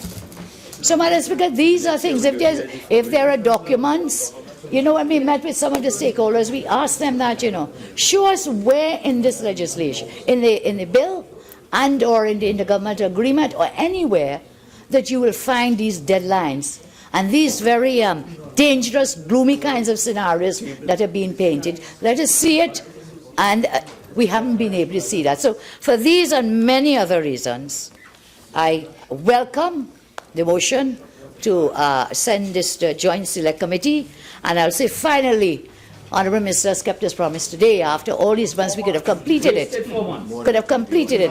And you know, I am not surprised that he was removed as the chairman of the Finance. Minister of Finance.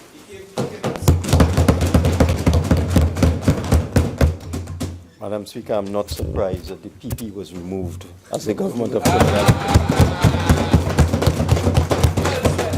And Madam Speaker, I am sorry, the explanation given by the Leader of the Opposition for dodging, ducking, and running away from this bill on 3 separate occasions holds no water. One of the things, I'll be very brief, Madam Speaker, one of the things that struck me as an absolute absurdity was the statement made by the Leader of the Opposition that the Honourable Member is not sure that this is the same agreement approved by her cabinet in 2013. Madam Speaker, this bill and the attached agreement was laid in this House in September, 3 months ago. That is certainly enough time for the Leader of the Opposition to get someone in the UNC to look at the agreement that they approved and look at the agreement attached to the bill. It is absurd to say that she's not sure that this is the same agreement. It's an absurdity. And I just want to put into the record 2 other absurdities before I close. In the letter by the Leader of the Opposition to the Prime Minister, here the proposal. Alternatively, the government may want to consider removing those clauses in the bill which violate our constitution. What kind of recommendation is that?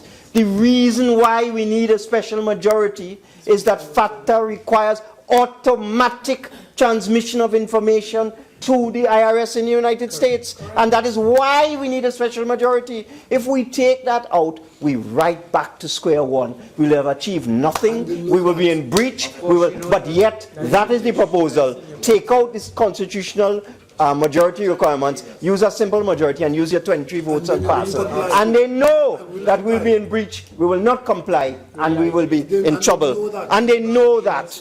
And then the last one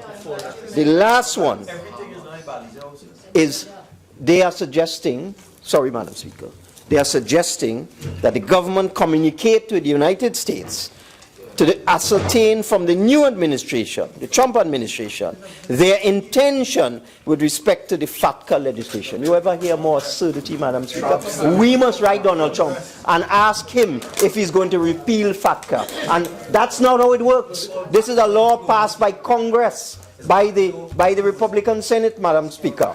This is a law passed by them. They control, the Republicans control the Senate and the Congress, Madam Speaker. But we must write Donald Trump and ask him if he's going to repeal FATCA. You really think that the President of the United States have time with this? What they have time with is to see whether we are going to be compliant, whether Trinidad and Tobago is a serious country. And the correspondent banks will just dump us and sever all communication with Trinidad and Tobago and plunge our financial situation into chaos. So, Madam Speaker, I reject the spurious explanation given by the Leader of Opposition. I reject the absurdity she has put in the Parliament today, and I beg to move.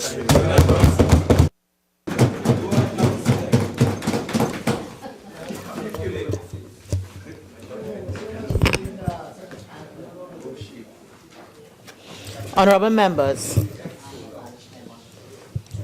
members, the question is that the Tax Information Exchange Agreements Bill 2016 be withdrawn from the Committee of the Whole and be referred to a joint select committee, and that this committee be required to report by the 3rd February 2017.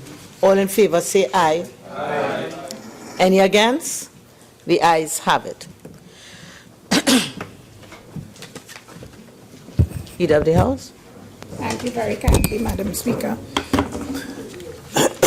Madam Speaker, subject to the concurrence of the Senate on this matter, I beg to move that this House appoint the following members to serve on the Joint Select Committee of the Tax Information Exchange Agreements Bill 2016. Mr. Faris Al-Rawi, Mr. Colm Imbert, Mr. Stuart Young, Ms. Marlene MacDonald, Mr. Dr. Bo Tiwari, and Dr. Tim Gopi Singh. Madam Speaker, I beg to move. Honourable members, the question is that this House appoint the following members to serve on the Joint Select Committee of the Tax Information Exchange Agreements Bill 2016.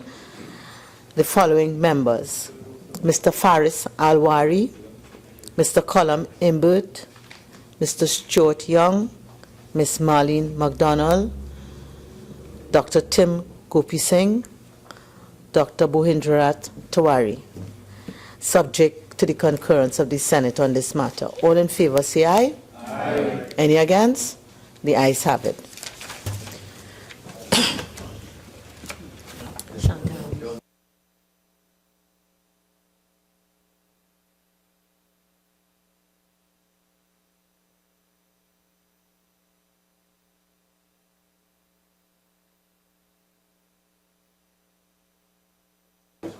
I now call on the member for Couva South.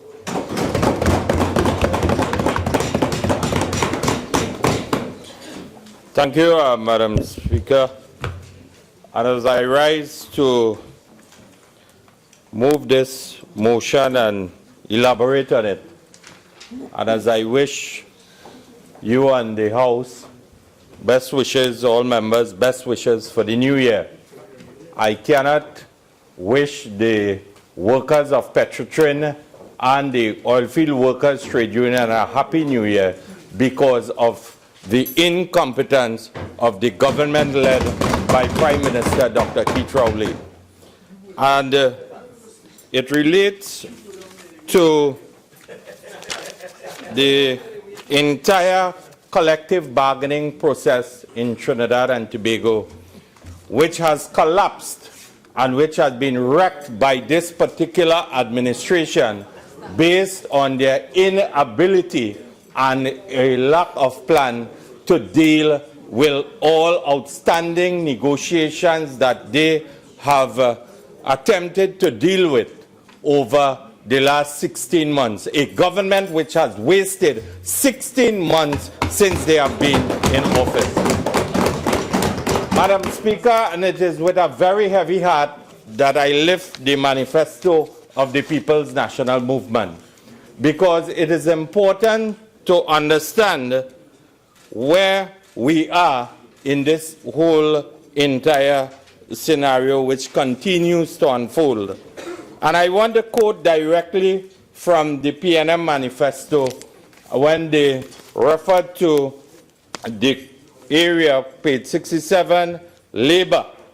The Constitution of the People's National Movement recognizes not only the rights of trade unions, but also those of workers.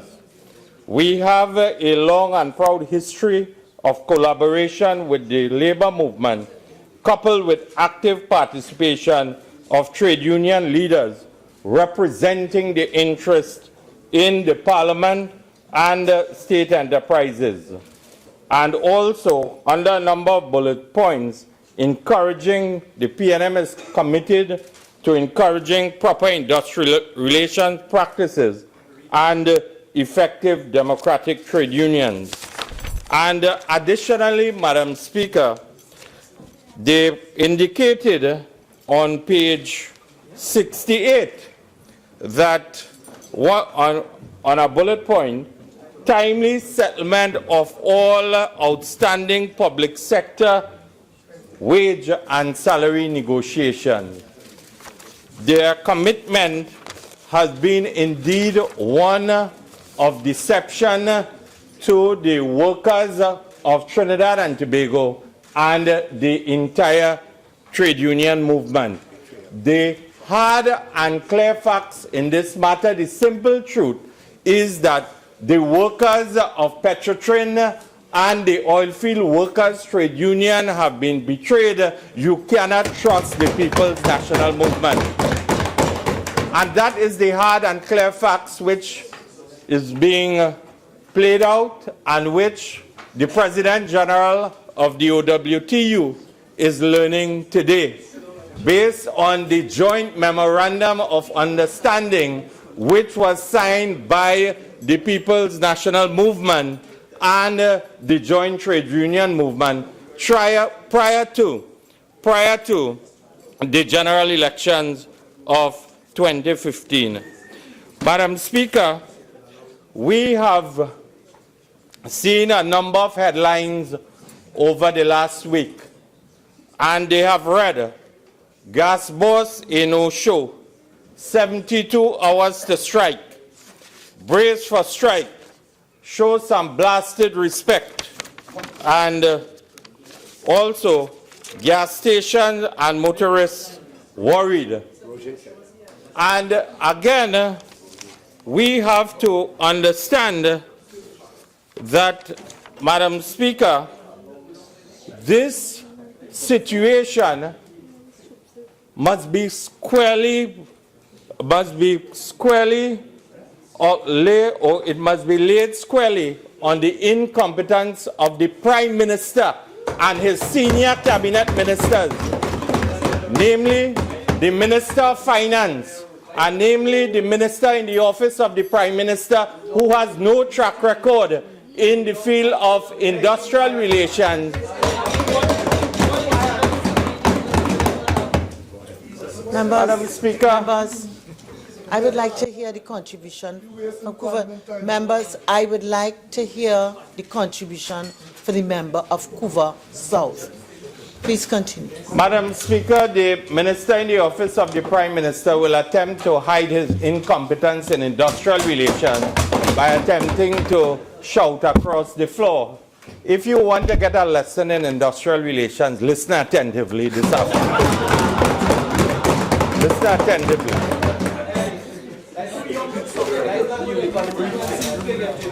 Madam Speaker,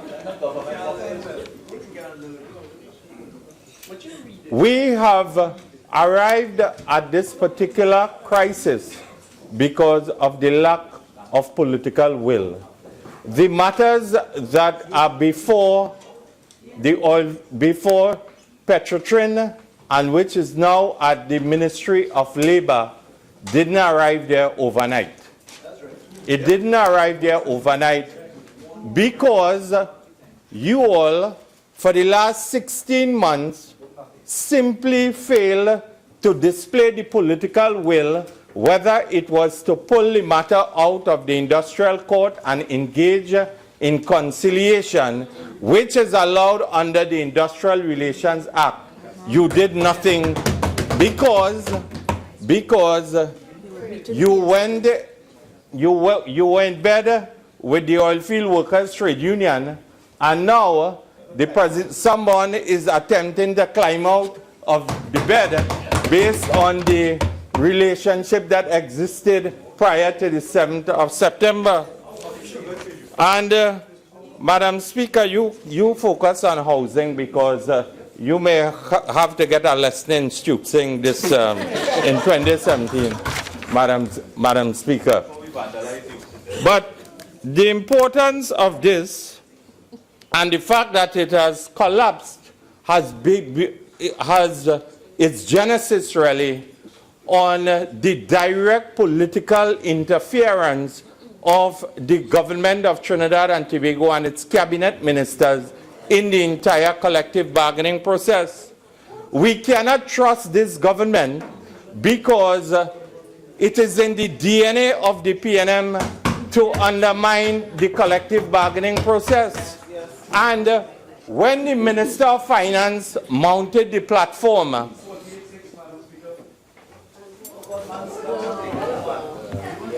a member, I'll allow you to continue, but just be careful. I'll allow you to continue. You see, Madam Speaker, today, the Minister of Labour is attempting to resolve a situation where the horse has already bolted.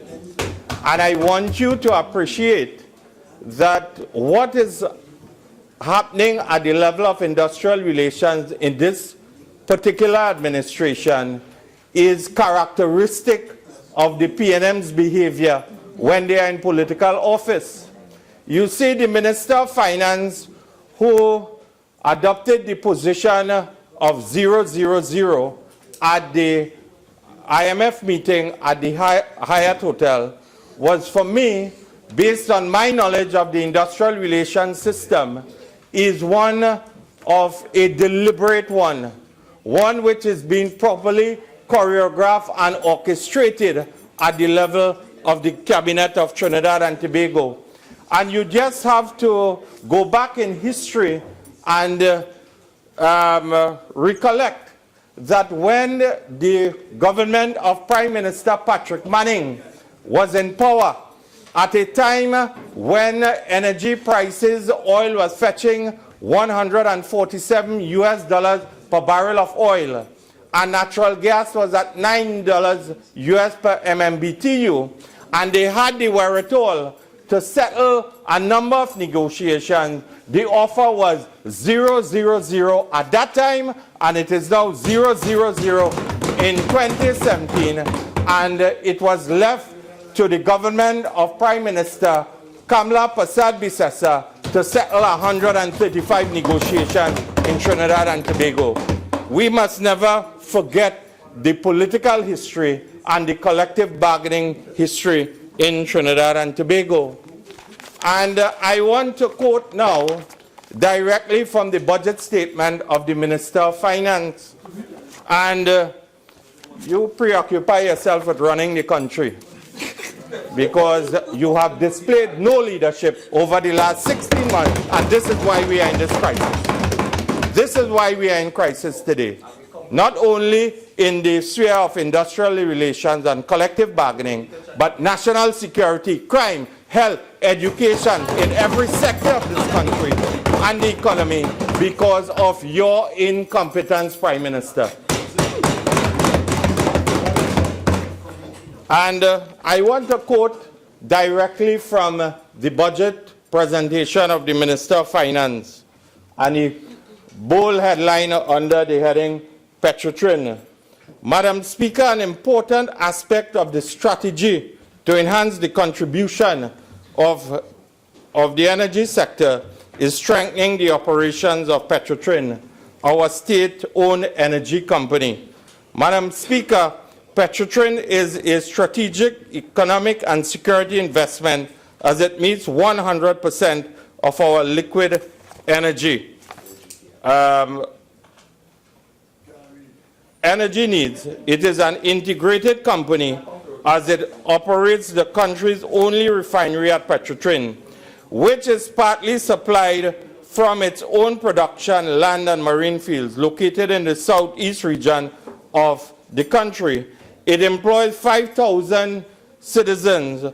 PETROTRIN contributes to the country's energy earnings as it sells crude oil products through the Caribbean and beyond. And PETROTRIN has made significant investments in new technologies to diversify its product base to meet changing consumer patterns. Thus, for example, in 2009, PETROTRIN raised $2 billion of long-term bond debt to build an ultra-low sulfur diesel plant to meet critical international pollution standards.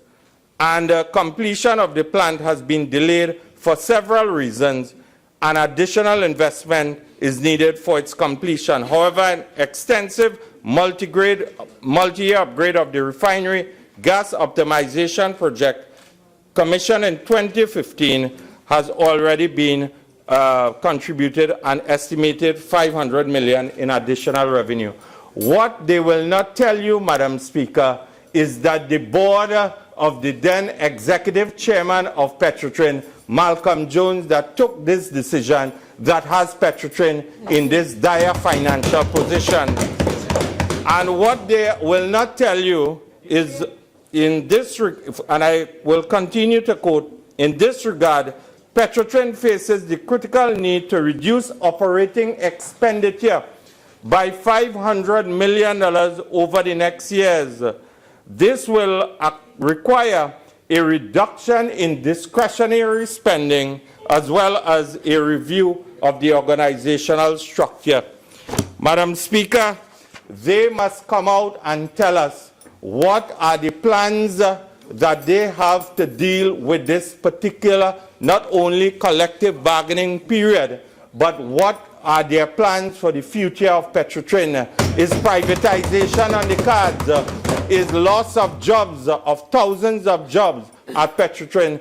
Is that on the cards? And that is why there has been deafening silence from the Minister of Finance and the Minister of Labour and Enterprise Development, and also the Minister of Energy and Energy Affairs. They don't know what to do. Madam Speaker, the issue at hand is where do we go from here? But it is important that the government of Prime Minister Dr. Keith Rowley and his ministers with the line responsibility display the necessary leadership and the political will based on this particular scenario. PETROTRIN is of strategic importance not only to its workers, it is of strategic importance to the economy of Trinidad and Tobago. And your dismal performance in 2016 led to a 4.5% contraction of the economy of Trinidad and Tobago. And based on the overall handling of this particular scenario, in 2017, certainly the economy of Trinidad and Tobago will continue to contract. And not only the jobs of the 5,000 workers at PETROTRIN are at stake, the entire well-being of the 1.3 million citizens of this country is at stake. And if we cannot arrest or bring the industrial relations process back on track at PETROTRIN, Madam Speaker, we are facing a 12-month period of what I would call doom and gloom. Because if PETROTRIN workers go on strike, it will not only have a debilitating effect on the workers and their families. This economy will grind to a halt. At the end of 2016, there were 461 murders in this country. There have been 10 already. The police officers and the law enforcement agencies of this country will need fuel to move about Trinidad and Tobago and provide the much needed security to the citizens of this country. Based on the incompetence of this government, are we saying that we will allow the workers to go on strike and we will allow Trinidad and Tobago to go into a state of anarchy based on the inability of the police officers and the law enforcement agencies to move throughout Trinidad and Tobago? The business community can also collapse because it will have an impact upon the well-being of the manufacturing sector. At the end of the day, workers will need fuel to move to and from their places of work. And if workers are not allowed the opportunity to reach their places of employment, certainly we are facing one of a collapse of the manufacturing sector and the business sector of Trinidad and Tobago. And from the point of view of schools and the education system of Trinidad and Tobago, the founding father of the PNM always alluded to the importance of the nation's children and their educational development. And certainly, are we saying to the children of Trinidad and Tobago, based on having allowed the industrial relations system to collapse in this country and the oilfield workers trade union going on strike, that teachers will not be allowed to go to school to teach, parents will not have the wherewithal to move their children to places of learning, and certainly the University of the West Indies and what we would call tertiary level education and so on will collapse in Trinidad and Tobago. And also the health sector. Madam Speaker, ordinary citizens who may depend upon the well-being of the ambulance service and so on, the Minister of Health is smiling broadly. He recently purchased 17 or how many ambulances, and yet the late great Anand Yankaran had to die waiting 45 minutes on an ambulance from the Couva District Health Facility, less than 1 kilometer away from his home. That is the sad state of affairs, Madam Speaker, and I am saying to the country that if we are to survive beyond 2017, the Prime Minister and his cabinet must either rise to the level of what is called true leadership to ensure that Trinidad and Tobago's economy is salvaged, PETROTRIN is salvaged, the working class will have a sense of what I would call faith in the independent and collective bargaining process, and collectively we have a responsibility to serve all citizens of Trinidad and Tobago. If you cannot do that, pack up and get out. We are the alternative government, and we are prepared to deal with all outstanding negotiations in Trinidad and Tobago. I thank you. Minister of Finance. Thank you, Madam Speaker. 000. I'm speaking in my capacity as Acting Minister of Energy, as well as in my capacity as Corporation Sole and Minister of Finance,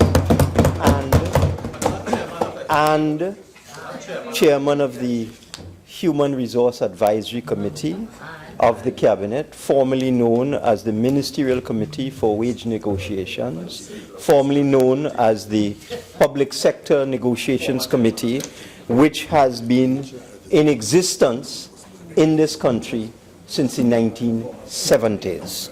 Madam Speaker, it is necessary to put some truth into the record, because truth is a commodity that is in very short supply on the other side. Madam Speaker, let me state the facts with respect to the PETROTRIN OWTU negotiations for, in the first instance, the period 2011 to 2015. Madam Speaker, the negotiations for the period 2011 to 2015 between the Oilfield Workers Trade Union and PETROTRIN commenced on the 28th of November 2013, when the Honourable Member for Sipara was the Prime Minister. The Honourable Member for Couva South was a minister in some ministry, I'm not sure which one. And all, except the new ones, Honourable Members opposite, were part of the People's Partnership Government. 28th of November 2013 is when negotiations for the period 2011 to 2015 commenced between the oilfield workers and PETROTRIN. And at that time, Madam Speaker, a new state enterprises performance manual prepared, formulated, and published by the People's Partnership Government had this in it. This is a 2011 document, Madam Speaker, and I go to page 20 of the State Enterprises Performance Manual, created and published by the UNC, and I go to section 3.1.12, which has the heading Procedures Regarding Negotiation of Pay and Other Terms and Conditions of Employment. And it reads as follows. The government, by that is meant the People's Partnership Government, headed by the leader of the opposition now, has agreed that the monitoring of wage and salary negotiations, the establishment and or revision of pay and other terms and conditions of employment of employees of state enterprises, including managerial staff and persons employed on contract, should fall under the purview of a ministerial committee for monitoring remuneration arrangements. Let me put that into simple English. The UNC established a ministerial committee, which at various times was chaired by the Minister of Finance, as being the practice, and that ministerial committee had the responsibility to establish pay and other terms and conditions of employment for employees of state enterprises. So that is the first untruth that is in the system, that members opposite with amnesia don't seem to be aware that they, in the tradition that has been in this country since the 1970s, which is when these ministerial committees were first established, they took for themselves, the former government took for themselves the responsibility to establish all terms and conditions for employees in state enterprises under the direction of the Ministerial Committee for Remuneration, so that they establish a policy that no state enterprise can agree to cost items and terms and conditions involving cost without the authorization of the Ministerial Committee. No. That's what they published in 2011. So flowing from that came the negotiations between the oilfield workers and PETROTRIN for the period 2011 to 2015. As I said, this commenced in November 2013. The parties engaged in a number of meetings, the last of which was held on the 13th of May 2014. On the 10th of November 2014, the PETROTRIN referred the negotiations with the Oilfields Workers Trade Union for the 2011-2015 bargaining period to the Minister of Labour as a trade dispute. This triggered a 14-day conciliation period during which meetings were held between the parties with the intervention of representatives from the Ministry of Labour.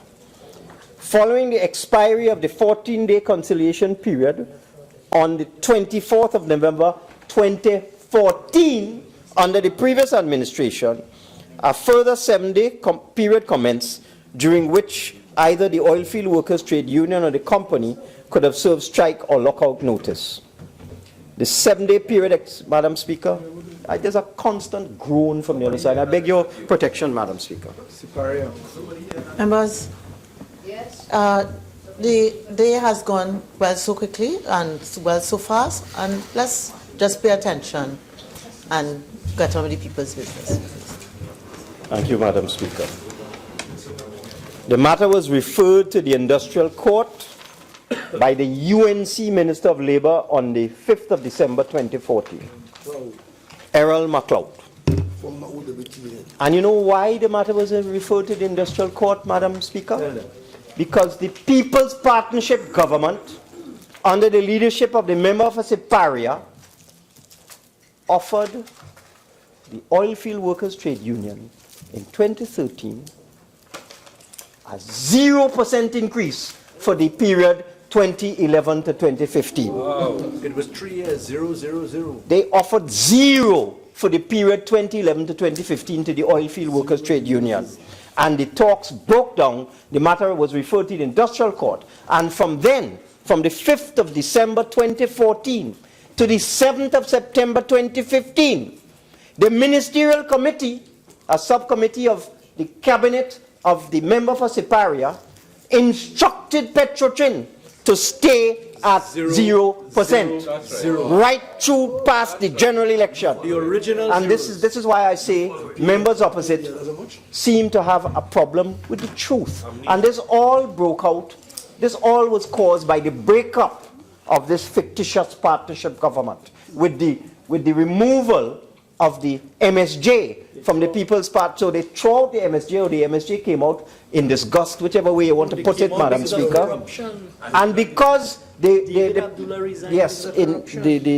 MSJ removed itself from the partnership government in disgust over the corruption that they were seeing within the administration. They left, they couldn't take it.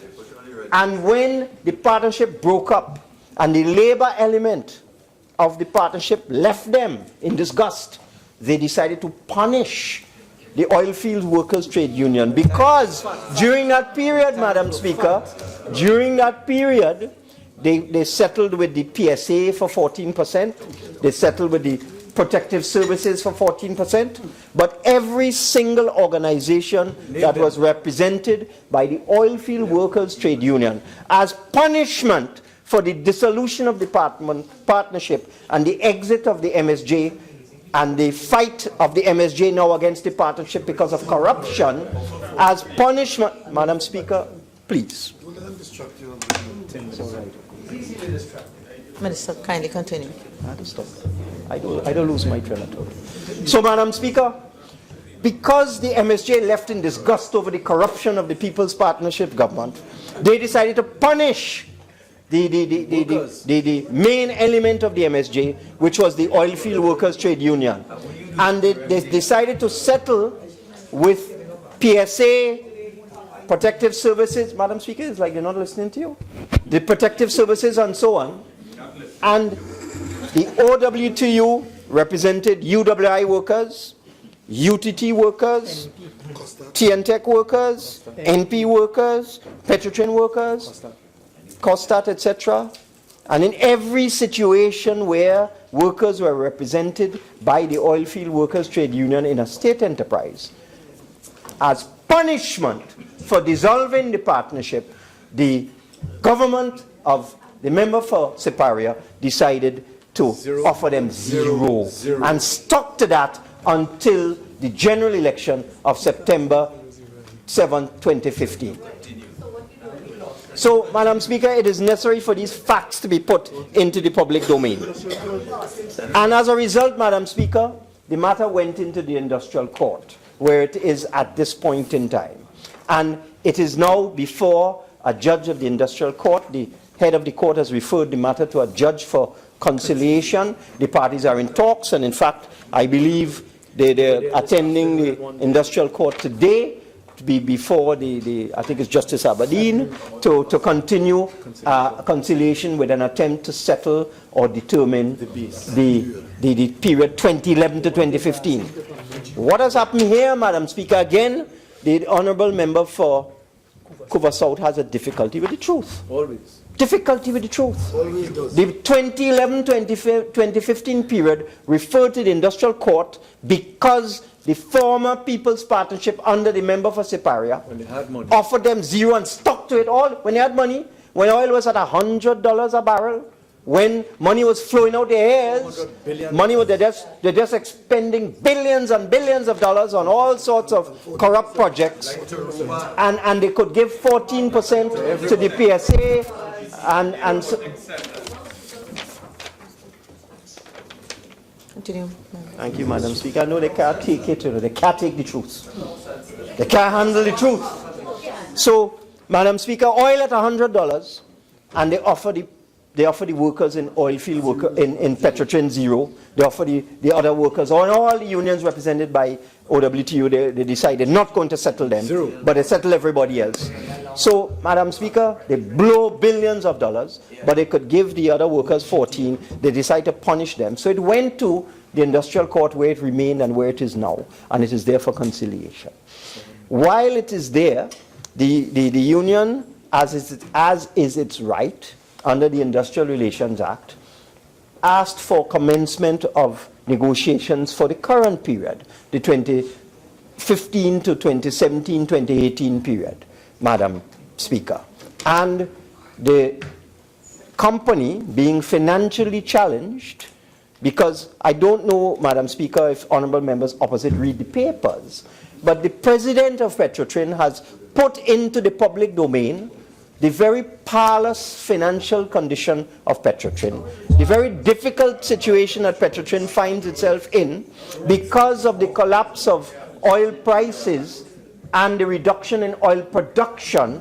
Madam Speaker, I can tell you that oil production at PETROTRIN under them fell from 64,000 barrels a day down to the current 42,000 barrels a day because they took no steps to deal with asset integrity, and they made no capital investment in infrastructure in PETROTRIN, causing a significant reduction in, Madam Speaker, Members, under the standing orders, members who are not speaking are to listen in silence. Any conversation must be in hushed tones, and I would ask members to stop the crosstalk. Continue, Member. Thank you, Madam Speaker. Madam Speaker, under them, oil production in PETROTRIN dropped from 64,000 barrels a day to 42,000 barrels a day. And yes, and they gave their partner a golden handshake. And Madam Speaker, they invested no capital. They made no investment in infrastructure. Production dropped. So PETROTRIN was hit by a perfect storm. You had loss of production, and oil price dropped from over $100 a barrel down to at $1.30 a barrel, Madam Speaker. The revenue 2 years ago was of the order of in excess of $25 billion a year. 35 billion, I'm told, is the figure of PETROTRIN's revenue. It is now down to half of that, Madam Speaker. So PETROTRIN is now in a situation where its revenue is 50% of what it was a couple of years ago under the former administration. So PETROTRIN was challenged to offer anything on cost items and has come to the government for direction. And I can tell you today, I had a meeting with PETROTRIN today, and we were discussing possible scenarios with respect to this matter, because contrary to this ridiculous matter, there is no failure on the part of anybody to do anything. This is a very, very serious matter, Madam Speaker. PETROTRIN is integral to the credit rating of the Republic of Trinidad and Tobago. And I can tell you, as I've said before, that when I went on the road show in July to raise that $1 billion US dollars, every single investor asked us what we were going to do about PETROTRIN's very difficult financial situation and what we were going to do about the $850 million US dollar bond that PETROTRIN has to pay in 2019. The next one. So that PETROTRIN is integral to the creditworthiness of the Republic of Trinidad and Tobago. And today, Madam Speaker, PETROTRIN informed me that whatever settlement is arrived at, if a settlement is arrived at all, the Ministry of Finance will have to foot the bill because the company can't pay. Because the company lost $800 million in 2015, $600 million in 2016. It owes the government $1.2 billion in unpaid royalties and taxes. They didn't pay under the UNC. When oil was $100, they deferred payment of taxes. And as a matter of fact, the PETROTRIN told me today they have decided to resume, no matter how difficult the situations are. They can't pay their arrears. They owe $1.2 billion, but they decided to resume the usual quarterly payments of royalties and taxes to the state, for which I commend them. But PETROTRIN is in such a difficult situation that it found itself challenged to offer anything. So it had to come to the corporation to say, look, whatever we settle on, whether it's 5%, 3%, 10%, 1%, whatever it is, we will require the support of the Ministry of Finance, either by way of a direct subvention to pay the increased annual cost of wages and salaries, and back pay, or by way of a government guarantee of a loan that PETROTRIN to borrow, increasing our debt to GDP ratio and affecting the credit worthiness of the Republic of Trinidad and Tobago. So that we are looking and modeling scenarios and looking at the impact of various scenarios with respect to this matter. All of this could be avoided, Madam Speaker, if they had settled the 2011 to 2015 period when oil was $120 a barrel. But instead of settling PETROTRIN in that period, they spend money on other stuff. People were feeding at the trough. CPEP ballooned from $300 million to $600 million, Madam Speaker. EMBD have contractors making claim against the government for $1.2 billion and so on, Madam Speaker, because of work done under the PP, Madam Speaker. The other part of this motion that is absurd and I reject is this statement that the public is becoming increasingly alarmed. Madam Speaker, just the other day there was a story in The Guardian written by Shaliza Hassan Ali, I think it's yesterday or today. No panic buying at the pumps. You know why? Because the population has confidence that this government will do all that is necessary to ensure a regular and continuous supply of diesel, of aviation fuel, of motor gasoline, of LPG, and so on. And I can tell you that we at the Ministry of Energy have taken all necessary contingency measures to ensure a proper supply of LPG, a proper supply of super gasoline, premium gasoline, diesel, to the fast ferries, to the Public Transport Service Corporation, to the general public, to the airport, aviation. We have taken all necessary measures to ensure that the public is not inconvenienced, and the public understands this. That is why there's no panic buying. And all the agencies are collaborating, the Ministry of National Security, and everybody else are cooperating and collaborating. And we are satisfied and certain that what this hysteria in this motion about how citizens will converge on the nation's gas stations and engage in panic buying, it's absolute nonsense, Madam Speaker. Absolute nonsense. So, Madam Speaker, I completely reject this motion. It's what did the member say? Bunkum and balderdash. Bunkum and balderdash. Good words. Bunkum and balderdash. And I want to give the population an assurance. The PNM administration is treating this matter very seriously, and I want to give the oil field workers trade union that assurance as well. We are not like them. We will treat with this matter with the seriousness it deserves, with fairness. We're not going to punish anybody. We will do the best that we can do for the workers in the oil fields, Madam Speaker. But it has to be done properly. It has to be done carefully.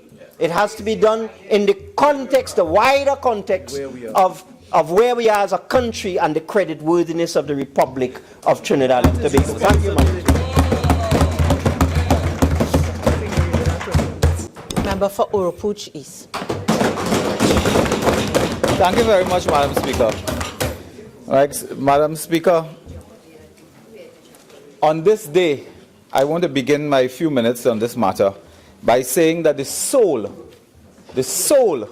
of Patrick Manning cannot find rest after witnessing the incompetence of this PNM administration and the incompetence of the Prime Minister and leader of the PNM in managing the affairs of Trinidad and Tobago. In all areas. I am told that at Massey stores now all the eggs have been sold out because the egg is on the face of the Minister of Finance. And today, Madam Speaker, the Minister of Finance,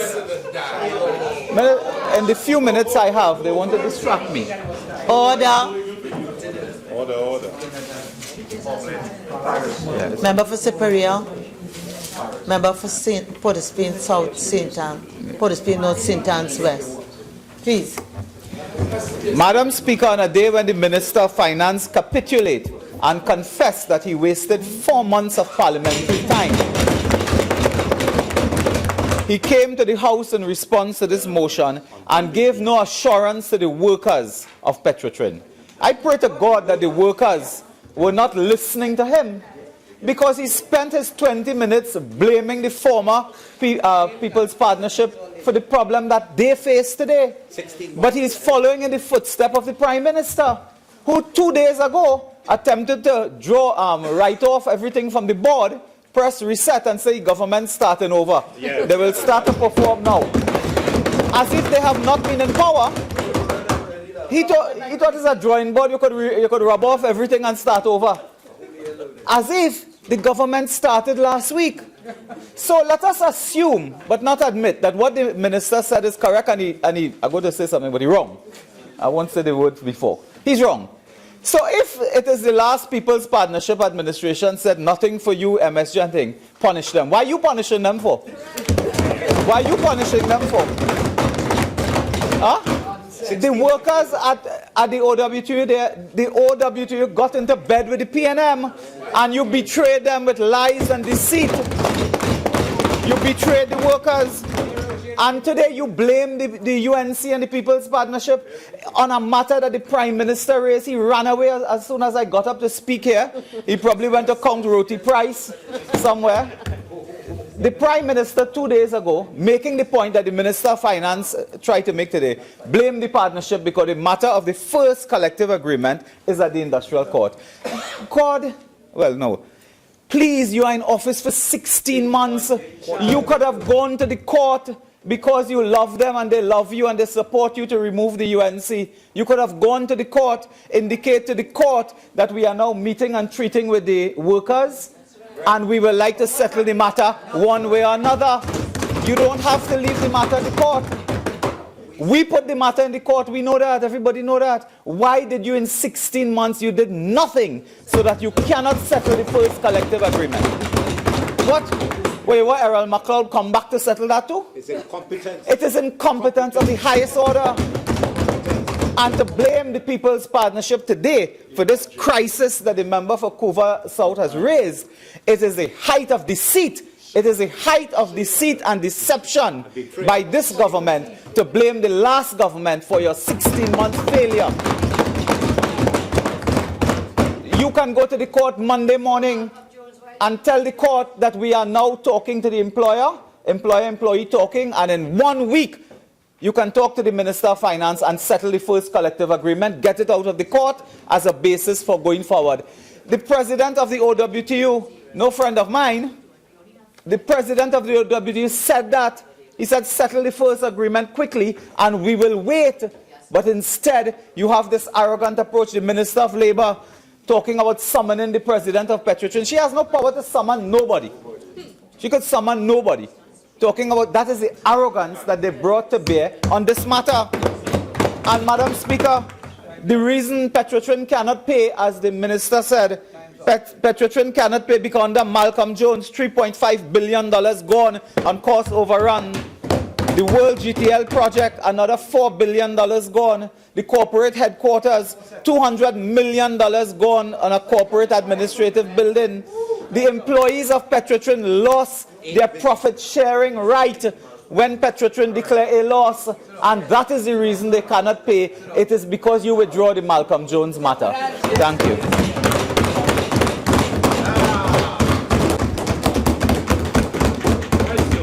Madam Speaker, it was with a great sense of responsibility that I stand to join this motion here today.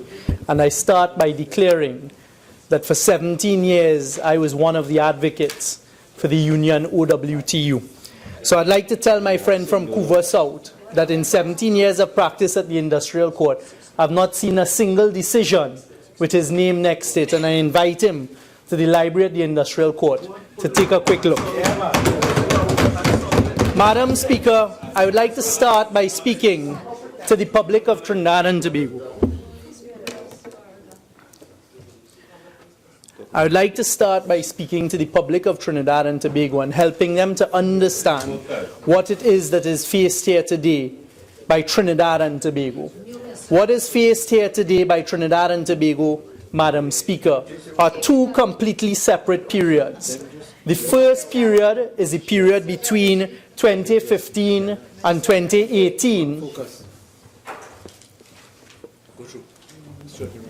Members, I've risen on several occasions.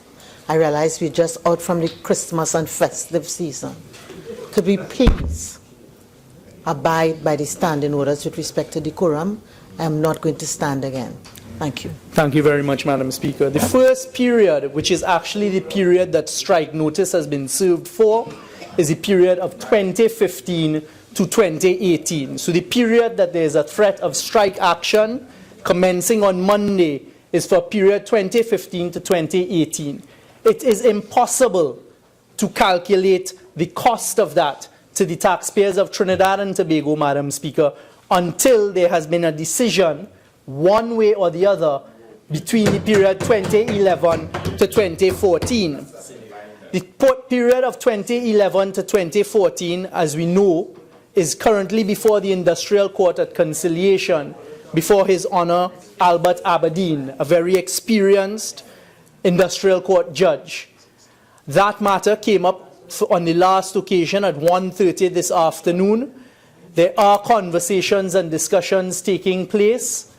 Madam Speaker, we, the government, are dealing with this matter very, very responsibly. And as the Minister of Finance, Acting Minister of Energy has said, there is no need to panic. What we ask the public to ask those on the other side, as I heard Couva South say a short while ago, the Honourable Member for Couva South, he said with great aplomb, we settled 135 collective agreements during our period and tenure.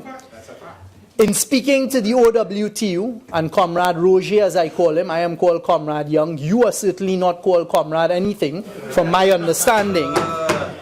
What I understand from them is that every single negotiation and collective agreement that they were called upon to settle during the period of 2010 to 2015, there was an outright rejection by those on the other side when it came to the OWTU. In fact, I myself went to court for the OWTU for TNTech negotiations when it broke down, when the Honourable Member for Siparia, through her Attorney General then, for the first time sought to intervene, the first time ever, and this is what the public needs to know, the level of venom by those on the other side against the OWTU.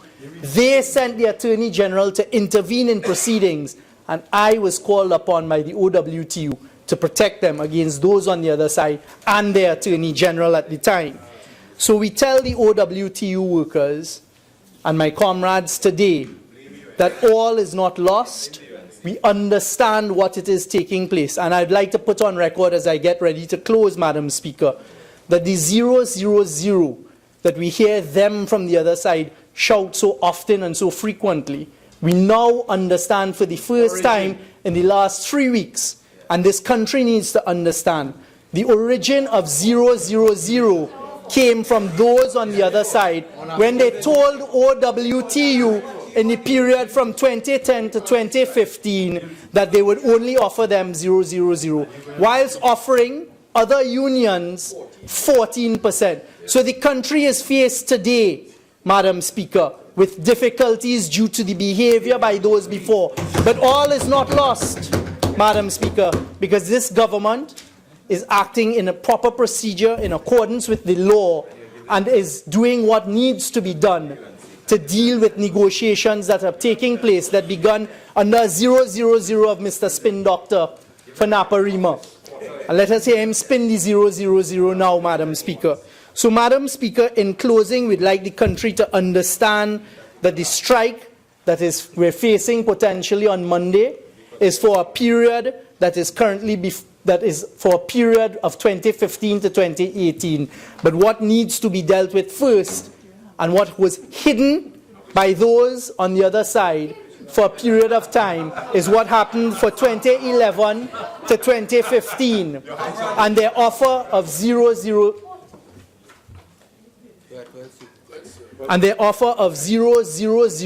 which fell from the lips of those on the other side.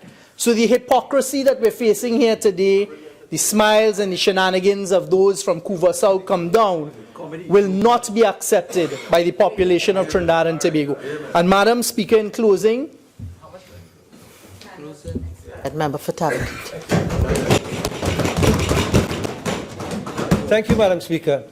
Madam Speaker, if I wasn't convinced before today about the hapless and hopeless nature of the government, I'm fully convinced after listening to the member for ParlView North, Comrade Young. Madam Speaker. Madam Speaker, you think the country is really concerned at this point in time what the UNC did or what the UNC didn't do? The country made that decision a year ago, 15 months ago. What the country is concerned about is the fact that this government is not moving to avert a major disaster and a major strike in this country, which will bring a lot of disturbance to their lives. And that is what they are concerned about. You know, the Honourable Minister for Finance, Diego Martin Northeast, talk about handling the truth, and we can't handle the truth. Thankfully, he has learned to handle the truth after 4 months by accepting what we were always saying about the JSC. He speaks about that he wants to speak about them being a serious government. If they were a serious government, the Minister of Labour on that side would have met with ArcelorMittal, would have met with the unions and averted the closing down of that company where so many workers, almost 2,000 persons, have been affected with their jobs. They would have done things over the last couple of weeks, Madam Speaker, which would have stemmed the kind of unemployment that is increasing, like the 80 workers at Cariflex, the 100 workers somewhere in Point Lisa's IPSL that are going home. Madam Speaker, it was very interesting in their presentations. They avoided a very important point for consideration, the Malcolm Jones era. They are talking about what the UNC did or didn't do. Let them talk about what the UNC inherited as a result of the poor management and decision-making of the Malcolm Jones era. The Minister of Finance is statistically wrong, and he's bordering on untruth when he said that under us, the production of oil dropped to 42,000 barrels. Madam Speaker, in 2010, when we took over, the production of oil was 46,000 barrels a day. And in 2015, was 45,000 barrels a day. And he has to say, why is it that when we came into office, we started to get more work going in the energy sector, get more rigs operation, when they had failed to do that because of their poor policies and incentives to the energy sector? Madam Speaker, yes, up to now, the companies are crying out. Madam Speaker, today we are therefore seeing, when we listen to them, why this government is not going anywhere in the country and why the country is grinding to a halt. Madam Speaker, we know what the people are concerned about, and that is what they should answer. They should answer that. Am I going to have gas on Monday morning to go to work? Am I going to have gas to make sure my restaurants can operate? Am I going to have gas to go to work and go to school? Am I going to... Sorry, Madam Speaker. Would the members of the lower part of the chamber please respect the decorum of the chamber? Continue, Member Furtado. Am I going to have gas to supply the place where I'm working so that I will have a job and I will get wages? Or am I going to be out of wages in a very difficult situation in the country at this point? That is what the people are concerned about, and that's the question they are not answering.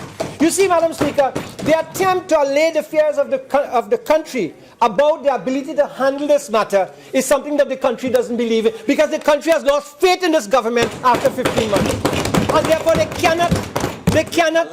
they have no faith and trust in the words of this government. Madam Speaker, what are we seeing today? Are we seeing something that is much more than this wage dispute? Madam Speaker, I recall the Honourable Prime Minister, then opposition leader, marching with the OWTU and unions all over the country. All over the country. Surely, he must have made some kind of arrangements with them and made promises to them.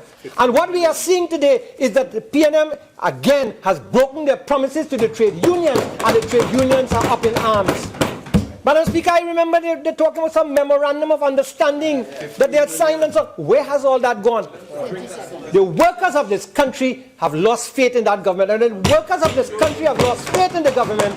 Madam Speaker, very soon they're going to send a message to this government that we don't want you here. Please pack up and go. Thank you very much.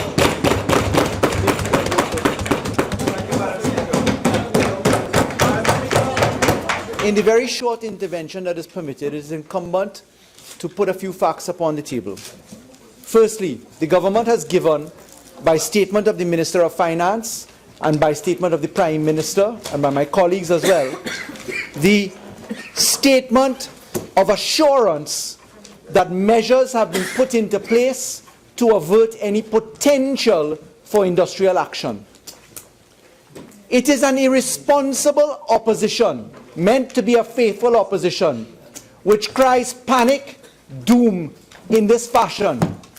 One that borders upon hypocrisy and comedy. One that says workers are being prejudiced when the statement ought to be really, we apologize, the opposition, for punishing the OWTU as we did when times were aplenty and monies were available. With nearly $400 billion spent by the last government, 0, 0, 0 was offered by the United National Congress. Madam Speaker, the balance in Trinidad and Tobago is that between the taxpayer and that between the workers' rights. And we heard the member for Tabakit say a moment ago, he heard the Honourable Prime Minister make promises. The Honourable Prime Minister said to this country, as we all have, that decisions will be made under this government without fear or favour, malice or ill will, in the best interest of all of the citizens of this country. The fact is, in the global environment, in the oil and gas tragedy that happened in the last year, many of the international companies, many of the nationalized companies sent home their workers. Trinidad and Tobago saw a fallout of the economy in Trinidad and Tobago, where we lost 95% of our revenue last year, where we dropped from $37 billion in revenue to $1.7 billion in revenue. And what happened under a PNM government was that workers kept their jobs. The fact is that in the state enterprises, workers kept their jobs. I'm hearing the comedy of Naparima, the original spin doctor, talking about ArcelorMittal, as if he is ignorant, and blissfully so, to the fact that ArcelorMittal was a private entity. I'm hearing him shout across the table that I was the lawyer for ArcelorMittal, and I say, yes, I was. And I say that when I was cautioning Trinidad and Tobago that the government was lying, the government under Siparia was lying to the people in saying, was being dishonest, I withdraw, was being dishonest to the people of Trinidad and Tobago. Unless there's a point of order, more than one can't be standing at the same time. And I believe he's Withdrawn already. That the Kamla Persad-Bissessar, the member for Siparia's government, was deceiving the people of Trinidad and Tobago in saying there were gas shortages due to maintenance. The fact is that the taxpayers today have, in a situation of an economic collapse, in a situation where the base for negotiation is unknown, in a situation where the OWTU workers under the PETROTRIN environment have kept their jobs in the worst financial market, in a situation where the country saw the last government bust the overdraft, spend $400 billion, not one revenue-generating project to show for it. Today, the taxpayers of Trinidad and Tobago have to go through the lawful process of an industrial relations environment. And that process, Madam Speaker, is one which is guided by the law and is one which must be governed by optimism and responsibility. The people of Trinidad and Tobago need to know that despite of the UNC is no longer part of this equation, they need to know that the offer made by the UNC of 000, which is at the industrial court right now, will go through process, but where we have to decide upon taxpayer versus worker rights, that balance must be made by establishing the base first and foremost. So it is not until the negotiating period for 2011 to 2015 is known that one can agree upon the cost items in the subsequent negotiations. I will end by saying, knowing that time is short, the period 2015 to 2018, non-cost items have been agreed between government and OWTU. The cost items are the outstanding items and depend upon the base formula. Thank you, Madam Speaker. Leader of the House. Thank you very kindly, Madam Speaker. Madam Speaker, I beg to move that this House do now adjourn to Friday, the 13th of January, 2017, at which time we will do the first motion under government business, and we will have the Finance Committee. Thank you very much, Madam Speaker. Honourable members, there is one matter that qualifies to be raised on the motion for the adjournment of the House, filed by the member for Caroni East. I now call upon the member for Caroni East.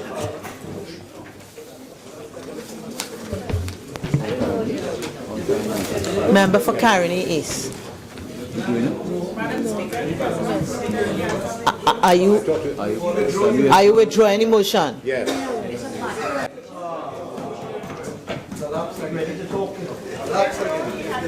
Honourable members, the question is,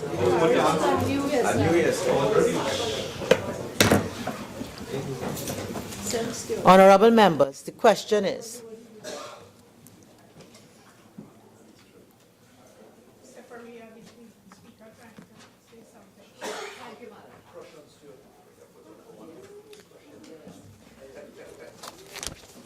member for Oropouche East, I did hear that.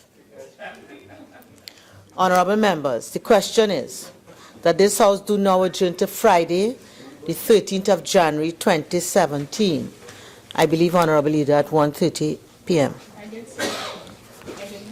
At 1:30 p.m. All in favour say aye. Aye. Any against? The ayes have it. This House now stands adjourned to Friday, the 13th of January, 2017 at 1:30 p.m.